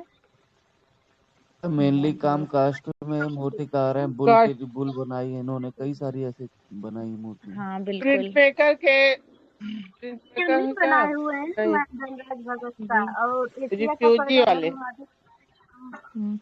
लक्ष्मण पै जिनका रिफ- जन्म 1926 में हुआ था, ये कहाँ पे पैदा हुए थे? गोवा में मैम। गोवा में सूजा भी और ये भी। हाँ, इन्होंने एजुकेशन ली थी मुंबई से। और पहले अपने लक्ष्मण गौर में मैम हम बहुत कंफ्यूज हो जाते हैं। के लक्ष्मण गौड़ तो मैन वुमेन एंड ट्री वाले हैं, अभी दोनों पढ़ा दे रहे हैं, दोनों यहीं पे रिवीजन करा दे रहे हैं, तो अब कंफ्यूज नहीं रहेंगी, ठीक है दीपिका? वो प्रिंट मेकर है। हाँ, देखिए 1926 में इनका जन्म हुआ था गोवा में, मुंबई में, और उनका 1941 में हुआ था। इन्होंने education Goa school of art से लिए थे स्टार्टिंग का, और यहीं पे शिक्षक बन जाते हैं, प्राचार्य। इनके चित्र है मानव आकृतियां, बिंब, image of Goa. Image of Goa इनका ऑयल कलर्स में बनाया गया था। इनकी कुछ पुस्तकें हैं जैसे राज तथा कर्म व मोक्ष, सीजन ऑफ फेस्टिवल, ये दो पुस्तकें हैं इनकी।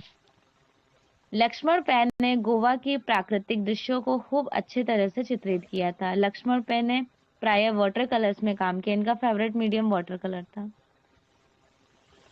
और इनकी पेंटिंग श्रृंखला जो थी वो किस नाम से डिटरमाइन की जाती है, याद है किसी को? राग से रागों पर होती है ना? प्रयोजन फाइल नाम से है मैम, नहीं, प्रयोजन नहीं है, प्रोजेक्ट नेम से, प्रोजेक्ट प्रोजेक्ट जी प्रेजेंट मैम जी। हाँ। ठीक है। और लक्ष्मण पै को अंधकार व प्रकाश के रंगों के धब्बे द्वारा प्रकाशित किया गया है। इन्होंने अंधकार को प्रकाश के धब्बे से रिप्रेजेंट किया। अब यहीं पे देख लेते हैं के लक्ष्मण गौड़, क्या फर्क है दोनों के डेट ऑफ बर्थ में। ये 26 में पैदा हुए और ये 1940 में पैदा हुए। पहले तो एज डिफरेंस है। दूसरा क्या, ये पैदा हुए गोवा में और ये पैदा हुए आंध्र प्रदेश निजामाबाद में। दूसरा ये डिफरेंस। तीसरा, ये माध्यम में वाटर कलर्स, ऑयल कलर्स, इन सभी में काम करते थे क्योंकि ये एक आर्टिस्ट है। और दूसरा ये जो है कि लक्ष्मण गौड़, ये एक आर्टिस्ट नहीं है, ये एक प्रिंट मेकर है, छापाकार। तो जब ये प्रिंट मेकर है, ताम्र अम्लांकन में काम किए थे। इनकी कला में ग्रामीण चित्रों की इरोटिक कल्पना शक्ति को प्रभावशाली मेल मिलता है। 2016 में इनको पद्मश्री अवार्ड से अवॉर्डेड किया गया था के लक्ष्मण गौड़ को। वुमेन इन इंटीरियर्स गौश में पेंटिंग्स बनाए थे। मैन वुमेन एंड ट्री इनका छापा कला है, जो अभी EMRS के एग्जाम में भी पूछा गया था। ठीक, कौन बनाया था यही तो पूछा गया नहीं, ये पूछा गया था कि ये क्या है, तो छापा कला है। Yes exam ma'am. में भी हमने नोटिस किया है कि एग्जामिनर बहुत मुश्किल क्वेश्चन नहीं पूछते हैं, वो भी बच्चों की सहूलियत के लिए इजी क्वेश्चन फ्रेम करते हैं। बस फर्क इतना होता है कि बच्चे किस तरह से पढ़ रहे हैं। देखिए EMRS का क्वेश्चन पेपर बहुत, अगर किसी ने डेडिकेशन के साथ तैयारी किया होगा, 1 मंथ भी, अगर 1 नहीं मतलब पहले से 1 साल से तैयारी कर रहे होंगे, लास्ट में 1-2 महीना दिल लगा के पढ़ाई किए होंगे, तो बहुत आराम से वो लोग 74 क्वेश्चन तक पहुंच गए होंगे। चलिए ज्यादा से ज्यादा 2-4-5 क्वेश्चन तो वो तो एग्जामिनर भी इधर उधर से बनाते हैं ताकि बच्चे थोड़ा वहां पे माइंड यूज करें। बाकी 74 मेरे अकॉर्डिंग तो किसी का गलत नहीं होना चाहिए, जिन्होंने बहुत अच्छी लेवल की तैयारी की है। और जो लोग बस ऐसे ऊपर ऊपर से पढ़ के भी गए होंगे तो उनका 65 का मैं गारंटी ले रही हूँ कि वो कर लिए होंगे। आप लोग तो पूरा कर ले रहे थे ना, बस 2 ही मैम 4-5। मोनाली तो दी थी ना क्लास में, उनका कुछ पता चला? मोनाली दी थी ना इमारत का? हाँ, मोनाली से बात हुई, उनकी बहुत ज्यादा तबीयत खराब है, उनको कोविड हो गया है। जी मैम। हाँ, तो मैम अभी अभी तक तक तो कोविड उन्होंने चल रहा है क्या? शायद मुंबई में आई थिंक फिर से शुरू हो गया है। तो वो तो हॉस्पिटलाइज थी, कितने दिन तक उनकी तबीयत ही खराब रही थी, तो मुझसे कांटेक्ट में थी नहीं, लेकिन मैंने मैसेज कर दिया था जब वो उनकी तबीयत ठीक हो गई तो बताएं कॉल करके कि मैम थोड़ा सा तबीयत ठीक नहीं था। हम कहे चलो कोई बात नहीं। अब वो नेट की तैयारी कर रही हैं, अभी उन्होंने अपना चेक नहीं किया है। अब आंसर चेक करने का कोई मतलब नहीं है, डायरेक्ट आंसर, मतलब आंसर की तो आ ही चुकी है, मैंने शेयर भी कर दिया आप लोगों को। अब डायरेक्ट रिजल्ट आ जाएगा तो रिजल्ट ही देख लेंगी वो। ठीक है, चलिए अब ये देखिए, बर्लिन महोत्सव का गोल्डन बियर अंतर्राष्ट्रीय अवार्ड जो हुसैन को मिला था, ये कब मिला था, कौन सी पेंटिंग्स में मिला था? Through the eyes of winter 1968 में। 62 में मिला था। 1968 1967 में बनाए थे मैम, और हाँ, 68 में मिला था। 68 में मिला था। 67 में बनाए थे through the eyes of an artist, film महोत्सव बर्लिन में, और गोल्डन बियर 1 साल बाद ये अवार्ड मिला था। लेकिन मैम बिंची सर उस दिन बता रहे थे 92 में, वही हमका बहुत कंफ्यूज हो गया कि गलत है क्या। नहीं नहीं, सही है आपका, 1968 है। ठीक है। और 1971 में तो आपको पता है ना, महाभारत की 30 सीरीज को रिप्रेजेंट किए थे, ब्रांजिल पिकासो के जी साथ मैम। प्रदर्शनी में लगा था। ठीक। पिकासो के साथ। जी जी। मैम इन्होंने जमीन श्रृंखला पे कितनी पेंटिंग बनाई थी? जमीन श्रृंखला की, वैसे तो सिर्फ जमीन श्रृंखला का 125 मैम। 125 पेंटिंग तो इनकी सोल्ड हुई थी ना, स्वरूप बोस ने खरीदा था, स्वरूप वत्स ने। स्वरूप जी मैम श्रीवास्तव। वही। हाँ, मैम 125 पेंटिंग बनाई श्रीवास्तव। थी ना? नहीं नहीं, जो 125 पेंटिंग है ना, ये इन्होंने जो स्वरूप श्रीवास्तव ने खरीदा था 1 करोड़ 100 करोड़ में, तो ये तो 100 दूसरी करोड़ में पेंटिंग। मैम। हाँ। जी 100 करोड़। साढ़े 100 और 100 में फर्क है पेंटिंग काफी। बनाई है जमीन श्रृंखला पे। नहीं। अच्छा। Maharaja school of arts and craft में उपचार्य पद पर रहते हुए किस चित्रकार ने बंगाल स्कूल का व्यापार किया था? शैलेंद्र। बताइए। Shailendra day ma'am. Shailendra. Shailendra day ma'am हाँ, 19। शैलेंद्र। जयपुर में तो यही थे ना मैम, शैलेंद्र। हाँ, जयपुर में शैलेंद्र डे थे। शैलेंद्र डे के स्टूडेंट बहुत लोग थे जयपुर में। राम गोपाल की वर्दी मैम। यतीनंदन शर्मा। अनिन्नाथ टैगोर के शिष्य थे। हाँ, ये अविनाश टैगोर के शिष्य थे। अब थोड़ा सा एलेना डे के बारे में डिस्कस कर लेते हैं। इनके शिष्य के बारे में बता दीजिए। एलेना डे का जन्म 1890 में हुआ था, ठीक है, और इनकी मृत्यु हुई थी 1971 में। कहाँ पर हुई थी? जहाँ से आप लोग हैं, उत्तर भारत, उत्तर इलाहाबाद। हाँ, इलाहाबाद। इलाहाबाद में इलाहाबाद में प्रयागराज। जन्म भी हुआ था ना मैम? हाँ, जन्म दारागंज में। तारागंज में। कोलकाता से। क्या कोई कुछ कहना चाहता है? नहीं मैम, नहीं मैम। कोलकाता से शिक्षा लेने के बाद इनकी प्रथम नियुक्ति ओरिएंटल स्कूल ऑफ आर्ट्स में हुई थी। बाद में हल्दर के साथ राजस्थान स्कूल ऑफ आर्ट्स में प्रवेश लिए थे, जयपुर में। तो आपको पता ही है कि असित कुमार हल्दर रिजाइन देके चले गए थे लखनऊ कला विद्यालय में। जी 1925 में गए, तो ये यहाँ पर 1924 में ज्वाइंट हो गए। मतलब वही 24-25 के आसपास में। इनकी पुस्तकें हैं भारतीय चित्रकला पद्धति, और चित्र है मेघदूत, जो भारत कला भवन में है, राय कृष्णदास के कहने पर बनाए थे। यशोदा और बालक कृष्ण, यक्ष पत्नी, वनवासी यक्ष, ये सारी चीजें पूछी जाती हैं। बस इतना, बस एक आर्टिस्ट थोड़ी सी बायोग्राफी बताया है। अगर आपको डेट ऑफ बर्थ भी पता है और कहाँ पैदा हुए हैं, तो पता है आपका आईक्यू लेवल ऑटोमेटिक डेवलप करेगा। जब आप एग्जामिनेशन हॉल में बैठेंगे ना, तो आपको लगेगा नहीं मैंने तो इनका पढ़ा है, 100% अब हमसे गलत नहीं होगा क्वेश्चन। जो क्वेश्चन शकुंतला की विदाई भी तो इन्हीं के है मैम। नहीं, वो तो मुकुल चंद्र डे की है, अमलांकन है ना वो, एचिंग। चलिए अगला क्वेश्चन हम तो देखिए। सोचे साइलेंट नाटे की है मैम। नहीं, शैलन सोचो नहीं, देख लो। नहीं, हम आपको पढ़ाए भी तो थे कि एचिंग अमलांकन में बनाए थे शकुंतला की विदाई, मुकुल चंद्र डे। और शकुंतला का जन्म किसका है ये तो पता होगा ना? जी birth of ma'am, Ravi Varma. Raja हाँ, रवि हाँ, वर्मा। शकुंतला राजा रवि वर्मा। का करना है जी, बिल्कुल। चलिए इस क्वेश्चन का आंसर तभी करते तो हैं। है मैम, किसका? बैंक टप्पा का। शकुंतला मैम, शकुंतला की शकुंतला विदाई का राकेश प्रस्थान है गोस्वामी के गुरु जी वेंकटप्पा का का। भी है मैम। और किसका है? आर्यन। श्याम बिहारी अग्रवाल रा, वही सभी का है। राकेश गोस्वामी जी के गुरु जी का भी है मैम, शकुंतला का हाँ, विदाई। श्याम बिहारी जी अग्रवाल। बिल्कुल। तो वो बाद में कहे जाएंगे ना, पहले ये लोग होंगे जो पुराने हैं। जी राजा मैम। रवि वर्मा के आगे कोई नहीं है। राधा मैम के, राजा रवि वर्मा के आगे कोई नहीं। हाँ, बस यही समझ लीजिए। चलिए इस क्वेश्चन का आंसर करते हैं।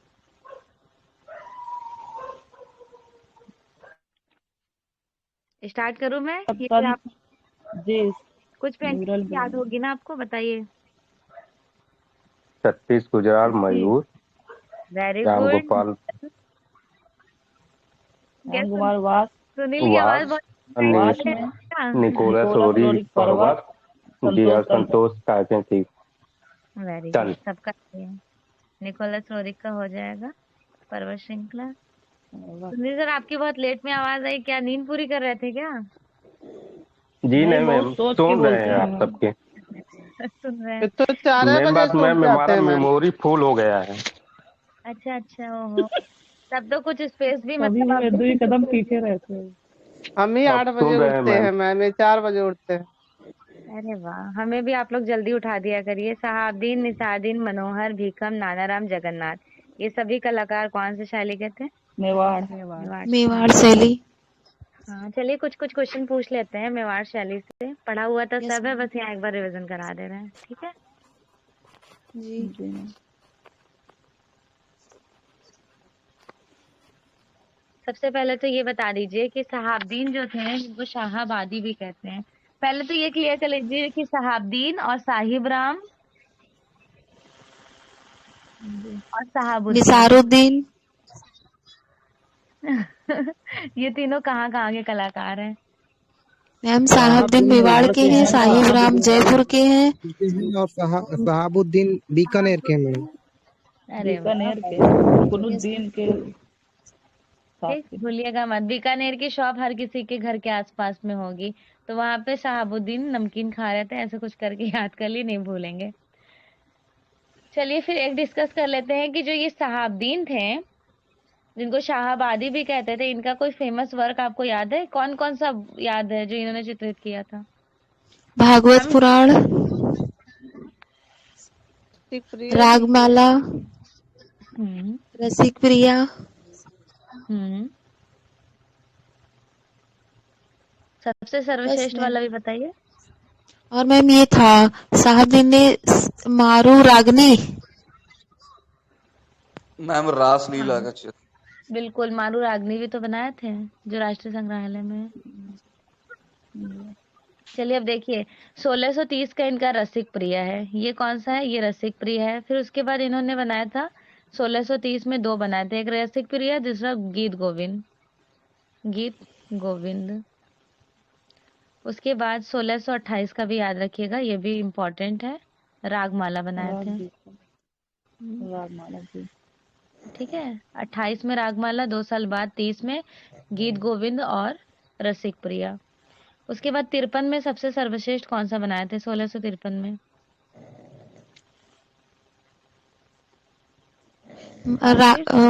राग मारू रागनी।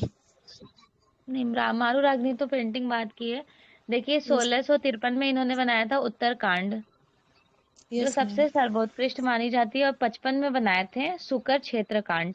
ऐसे याद कर लीजिए ना, 28 में रागमाला बनाने गए थे, फिर उसके बाद 28 में जब इन्होंने रागमाला बना लिया तो 2 साल बाद इनका मन किया कि लाओ गीत गोविंद की भी पेंटिंग्स बना लेते हैं, और रसिक प्रिया, क्योंकि दोनों संगीत मतलब इम्पोर्टेंट है। रसिक प्रिया तो आपको ऑलरेडी याद है, गीत गोविंद भी याद है। ये दोनों इन्होंने 1630 में चित्रकारी की। फिर 1653 में सबसे ज्यादा सर्वश्रेष्ठ, इनका सर्वश्रेष्ठ कौन सा था? उत्तरकांड, ये बनाते हैं। उसके बाद 1655 में कौन सा बनाते हैं? सुकर क्षेत्र कांड। सभी इम्पोर्टेंट है जितना हम बताएं आपको। अब मारू रागिनी के बारे में थोड़ा सा डिस्कस कर लेते हैं। मारू रागिनी, ये पूछा जाता है इनका। मारू रागिनी कहाँ पर एग्जिबिट है, याद है किसी को? दिल्ली में। मैम नई दिल्ली में। राष्ट्रीय संग्रहालय। हाँ एग्जैक्टली, राष्ट्रीय संग्रहालय नई दिल्ली में है। थोड़ा सा इनके बारे में कुछ कुछ डिस्कस करूंगी, इम्पोर्टेंट है। मारू रागिनी सहाबुद्दीन के द्वारा बनाया गया था। चित्रकार सहाबुद्दीन है। इसकी शैली पूछी जाती है तो मेवाड़ रही। ऑफ कोर्स मेवाड़ है, लेकिन उदयपुर मेवाड़ कराते हैं। बुक में आप जब देखेंगे ना, लिखा रहेगा उदयपुर मेवाड़, तो बस ध्यान में रखिए। मेवाड़ तो आपको ऑलरेडी पता है। अगर ऑप्शन में मेवाड़ नहीं रहेगा तो आप एक पल के लिए उदयपुर कर सकते हैं। ठीक। कागज पर जल रंग में बनाया गया था, टेम्परा टेक्निक में। 18वीं शती का है। समय पूछा जाए तो 18वीं शती, राष्ट्रीय संग्रहालय में है। ये जो पेंटिंग है ये वाली जो पेंटिंग है इनकी, मारू रागिनी, चित्र में किस पर आधारित है? सपोज कर लें कि एग्जामिनर ने आपसे पूछ लिया कि मारू रागिनी किस पर बेस्ड है? गीत गोविंद पर, रागमालक पर, रसिक प्रिया पर? बताइए। गीत गोविंद पे है ना। रागमाला पर मैम, रागमाला पर। वेरी गुड दीपिका, रागमाला पर है। ठीक है, ये दीपिका लघु थोड़ी चित्र पढ़ती है। रागमाला पर आधारित है। इस चित्र में राजा और रानी को रेगिस्तान पृष्ठभूमि में ऊंट के ऊपर सवारी करते हुए दिखाया गया था। ठीक, और उनके वस्त्र पारदर्शी और अलंकारों से सुसज्जित हैं। ये क्वेश्चन मैं इसलिए थ्योरी थोड़ा एक्सप्लेन कर रही हूँ, दीपिका कल मुझसे क्वेश्चन कल ही मतलब लास्ट क्लास में पूछी थी, है ना दीपिका? जी मैम, हाँ हाँ हाँ तो मैम, ध्यान से वही सुनिएगा, आपको वो सब तो याद हो जाएगा। इनके चित्र में राजा रानी को रेगिस्तान के पृष्ठभूमि पर ऊंट के सवारी करते हुए दिखाया गया था। उनके वस्त्र कैसे थे? तो ट्रांसपेरेंट थे, पारदर्शी, मतलब आर पार दिखाई देने वाला। जैसे हाथ में दुपट्टा है तो देखते नहीं हम लोग, दुपट्टा ओढ़े रहते तो हमारा हाथ झलकता है, ऐसा होता है ना? तो इनका भी कपड़ा कुछ इसी तरह का था, और बहुत अलंकरण, कपड़ा नहीं वस्त्र, हाँ बेसिकली वस्त्र कहा जाएगा। तो ट्रांसपेरेंट था और अलंकरण था, और बहुत ज्यादा डेकोरेटिव था। ऊंट के गतिमान स्थिति में दिखाया गया, मतलब ऊंट मूवमेंटेबल है, चल रही है, खड़ी नहीं है। देखे है ना, ये एक पैर आगे एक पैर पीछे ऐसे है कुछ करके। तो मूवमेंटेबल फॉर्म में कैमल है, और एक सेवक ऊंट के आगे चल रहे हैं। जैसे ऊंट चल रहा है, उसके ऊपर राजा रानी बैठे हैं, तो अब ऊंट खींचेगा भी तो कोई, उसको कोई आगे से खींच जी रहा है। मैम, हाँ, पुरुष अंगरक्षकों पकड़े को रहते। तलवार भाले, जैसे मान लीजिए शादी वादी पड़ती है तो घोड़ा ऊंट रहता है, तो आगे पीछे रक्षक के लिए नहीं खड़े, सेना को खड़ा करते हैं कि जो मतलब ऊंट पर जो बैठे हुए हैं उनको कोई परेशानी ना हो, या फिर कोई घोड़ा पे बैठा है, दूल्हा ही बैठा है, तो उसके अगल बगल में देखिए आगे पीछे दो चल रहे होते हैं वॉरियर्स की तरह। देखा है ना आप सभी ने? जी मैम। रियल लाइफ में सब देखे होंगे, ऐसा कोई है नहीं जो देखा नहीं होगा। तो बस ऐसे समझ लीजिए कि पहले एक आगे ऊंट को चला रहा है, उसके ऊपर राजा रानी बैठे हुए हैं। हम जो बता रहे हैं, अपना आंख बंद कीजिए, अपने माइंड में एक सोचिए कि ऊंट है, उसके ऊपर राजा रानी बैठे हुए हैं, कोई ऊंट को खींच रहा है, उसके अगल बगल में तलवार लिए हुए अंगरक्षक, मतलब उनकी सेफ्टी के लिए क्या लिए हैं, हाथों में तलवार और भालों और खंजरों को लिए हुए गतिमान अवस्था में वो भी चलते दिखाई दे रहे हैं। एक सफेद शिकारी कुत्ता दोनों अंगरक्षकों के आगे पीछे दौड़ रहा है। जैसे आप सन्नाटे रास्ते में जब जाओगे तो दो अंगरक्षक हैं, तो कुत्ता तो ऐसे ही आ जाएगा भौंकते भौंकते। बहुत तो बस भोगता ऐसे है। समझ लीजिए, वहीं पर सफेद कुत्ता आकर आगे पीछे कर रहा है दोनों अंगरक्षकों के आगे पीछे, क्योंकि राजा रानी ऊंट पर है और ऊंट खींचने वाला आगे को चल रहा है। बगल बगल में जो अंगरक्षक तलवार वलवार लिए हैं, उनके आगे पीछे कुत्ता कर रहा है, वो भी व्हाइट कलर्स का। उनके सिरों पर मुगल शैली की पगड़ियां हैं। किसके सिर पे? जितने लोग हैं, दो अंगरक्षक हैं, एक सवारी चला रहा है और राजा रानी बैठे हुए हैं। तो अंगरक्षक के भी ऊपर है और जो गाड़ी चला रहा है, मतलब जो ऊंट को खींच रहा है, उनके ऊपर भी एक पगड़ी है और राजा के ऊपर। बस फर्क क्या है, राजा की पगड़ी काफी अलंकृत है, मतलब राजा है तो राजा लगना भी तो चाहिए, तो राजा की पगड़ी थोड़ी डिफरेंट है और इन तीनों की पगड़ी सेम है। इतना क्लियर हो गया? सभी मानव आकृतियों में चटक रंग और वस्त्र पहनावे ढंग को बहुत अच्छे तरीके से डेकोरेट किया गया है। चित्र के ऊपरी भाग में देवनागरी लिपि से सुलेख लिखा गया, ये इम्पोर्टेंट है। एक आपका डॉग इम्पोर्टेंट है, एक लिपि कौन से लिखी गई ये इम्पोर्टेंट है, एक ये पूछा जाएगा कि पगड़ियाँ राजा की अलग हैं, ये सेम है। मतलब ये कह लें कि अब आपको कैरेक्टरिस्टिक पता चल गया, अब आप कभी भी मिस्टेक नहीं करेंगे। ठीक है? जी मैम। जी मैम। अब हमें लगता है आप लोग भूलेंगे भी नहीं, आपके दिमाग में नहीं फ्रेम बन मैम। गया होगा। मैम वही चलिए याद रहेगा, दुल्हे भागने। तो नहीं पता था तो अगर आपसे दूल्हा मैम कुछ से हो गया तो शादी नहीं होगी, उससे याद होगा। हाँ, हाँ, हमारा इसीलिए इस तरह मैम बॉडीगार्ड लोग कभी रहते हैं कि क्वेश्चन भाग पूछा न जाए गया था दूल्हा। क्या कि ये इस पे रहता जो है राजा नाव बैठे हैं रहते उसकी हैं ना पगड़ी मैम। कौन सी मुगल हाँ काल की है बिल्कुल। ना सर? हाँ मुगल काल की है, ये पूछ लिया जाए कि पगड़ी कैसी है, मुगल काल की है, राजा की तुर्रेदार है पगड़ी ना मैम? हाँ मुगलिया पगड़ी है। नहीं, पगड़ी सिंपल ही है। तुर्रेदार। तुर्रेदार हाँ कही जाएंगी, तुर्रेदार इन्हीं के समय में थी ना। हाँ बिल्कुल, ये ध्यान रखिएगा, पगड़ी जो है वो तीन तरह की है। नहीं नहीं, तुर्रेदार इनका नहीं था। तुर्रेदार आपका जो डेवलप्ड होता है वो इनके बाद वाला बीकानेर में देखने को मिलता है। ठीक है, रुकिए हम क्लियर कर दे रहे हैं। तुर्रेदार वाली शिखर युक्त दाग पगड़ी थी ना, रागनी पे। जी। शिखर युक्त। राम शिखर सिंह के युग। समय, अच्छा। हाँ शिखर युक्त थी। ठीक है, शिखर वाला था। राम सिंह के समय में जो था वो तुर्रेदार था।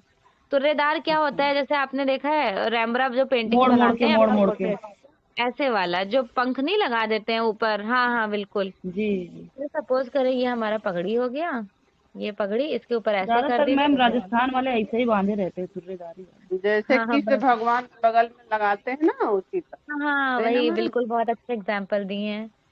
राजा राम जी। सिंह के समय में तुर्रेदार पगड़ी बनाई गई है, जबकि ये जो मैंने आपको एग्जाम्पल्स बताए हैं ना, ये राम सिंह के समय का नहीं था, तो इसलिए यहाँ पर नॉर्मल पगड़ी है, वो भी कौन से, शिखर युक्त।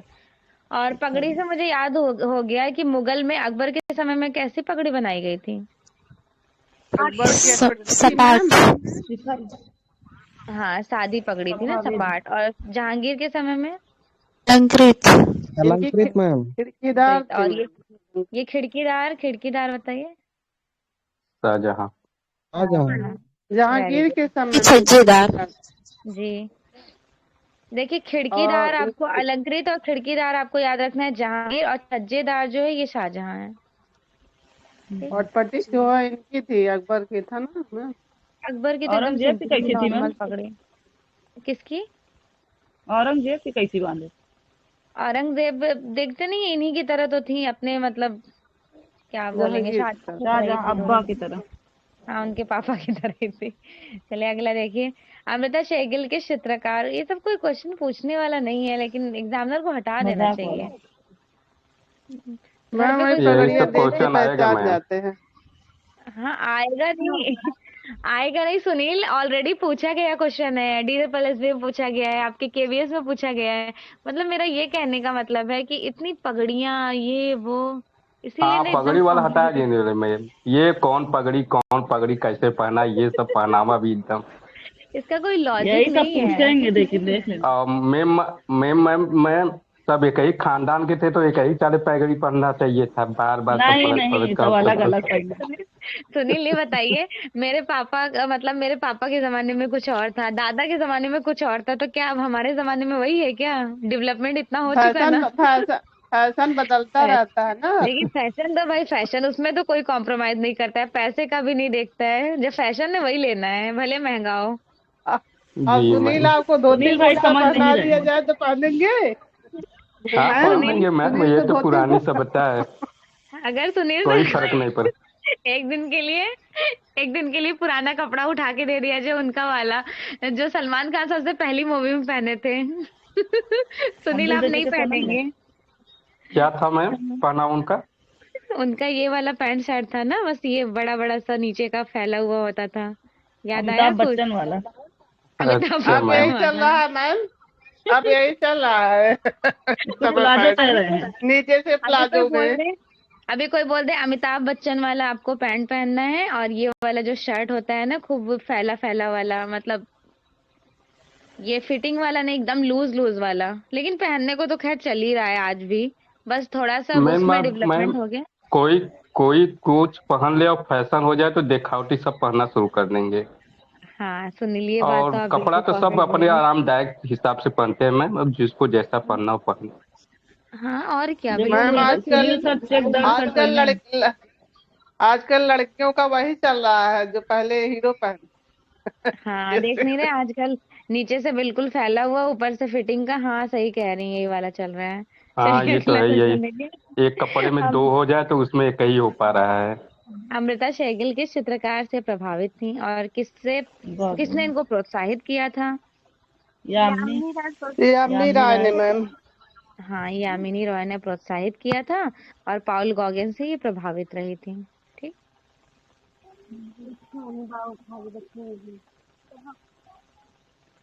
चलिए, अच्छे से समझ आ गया सारे पॉइंट।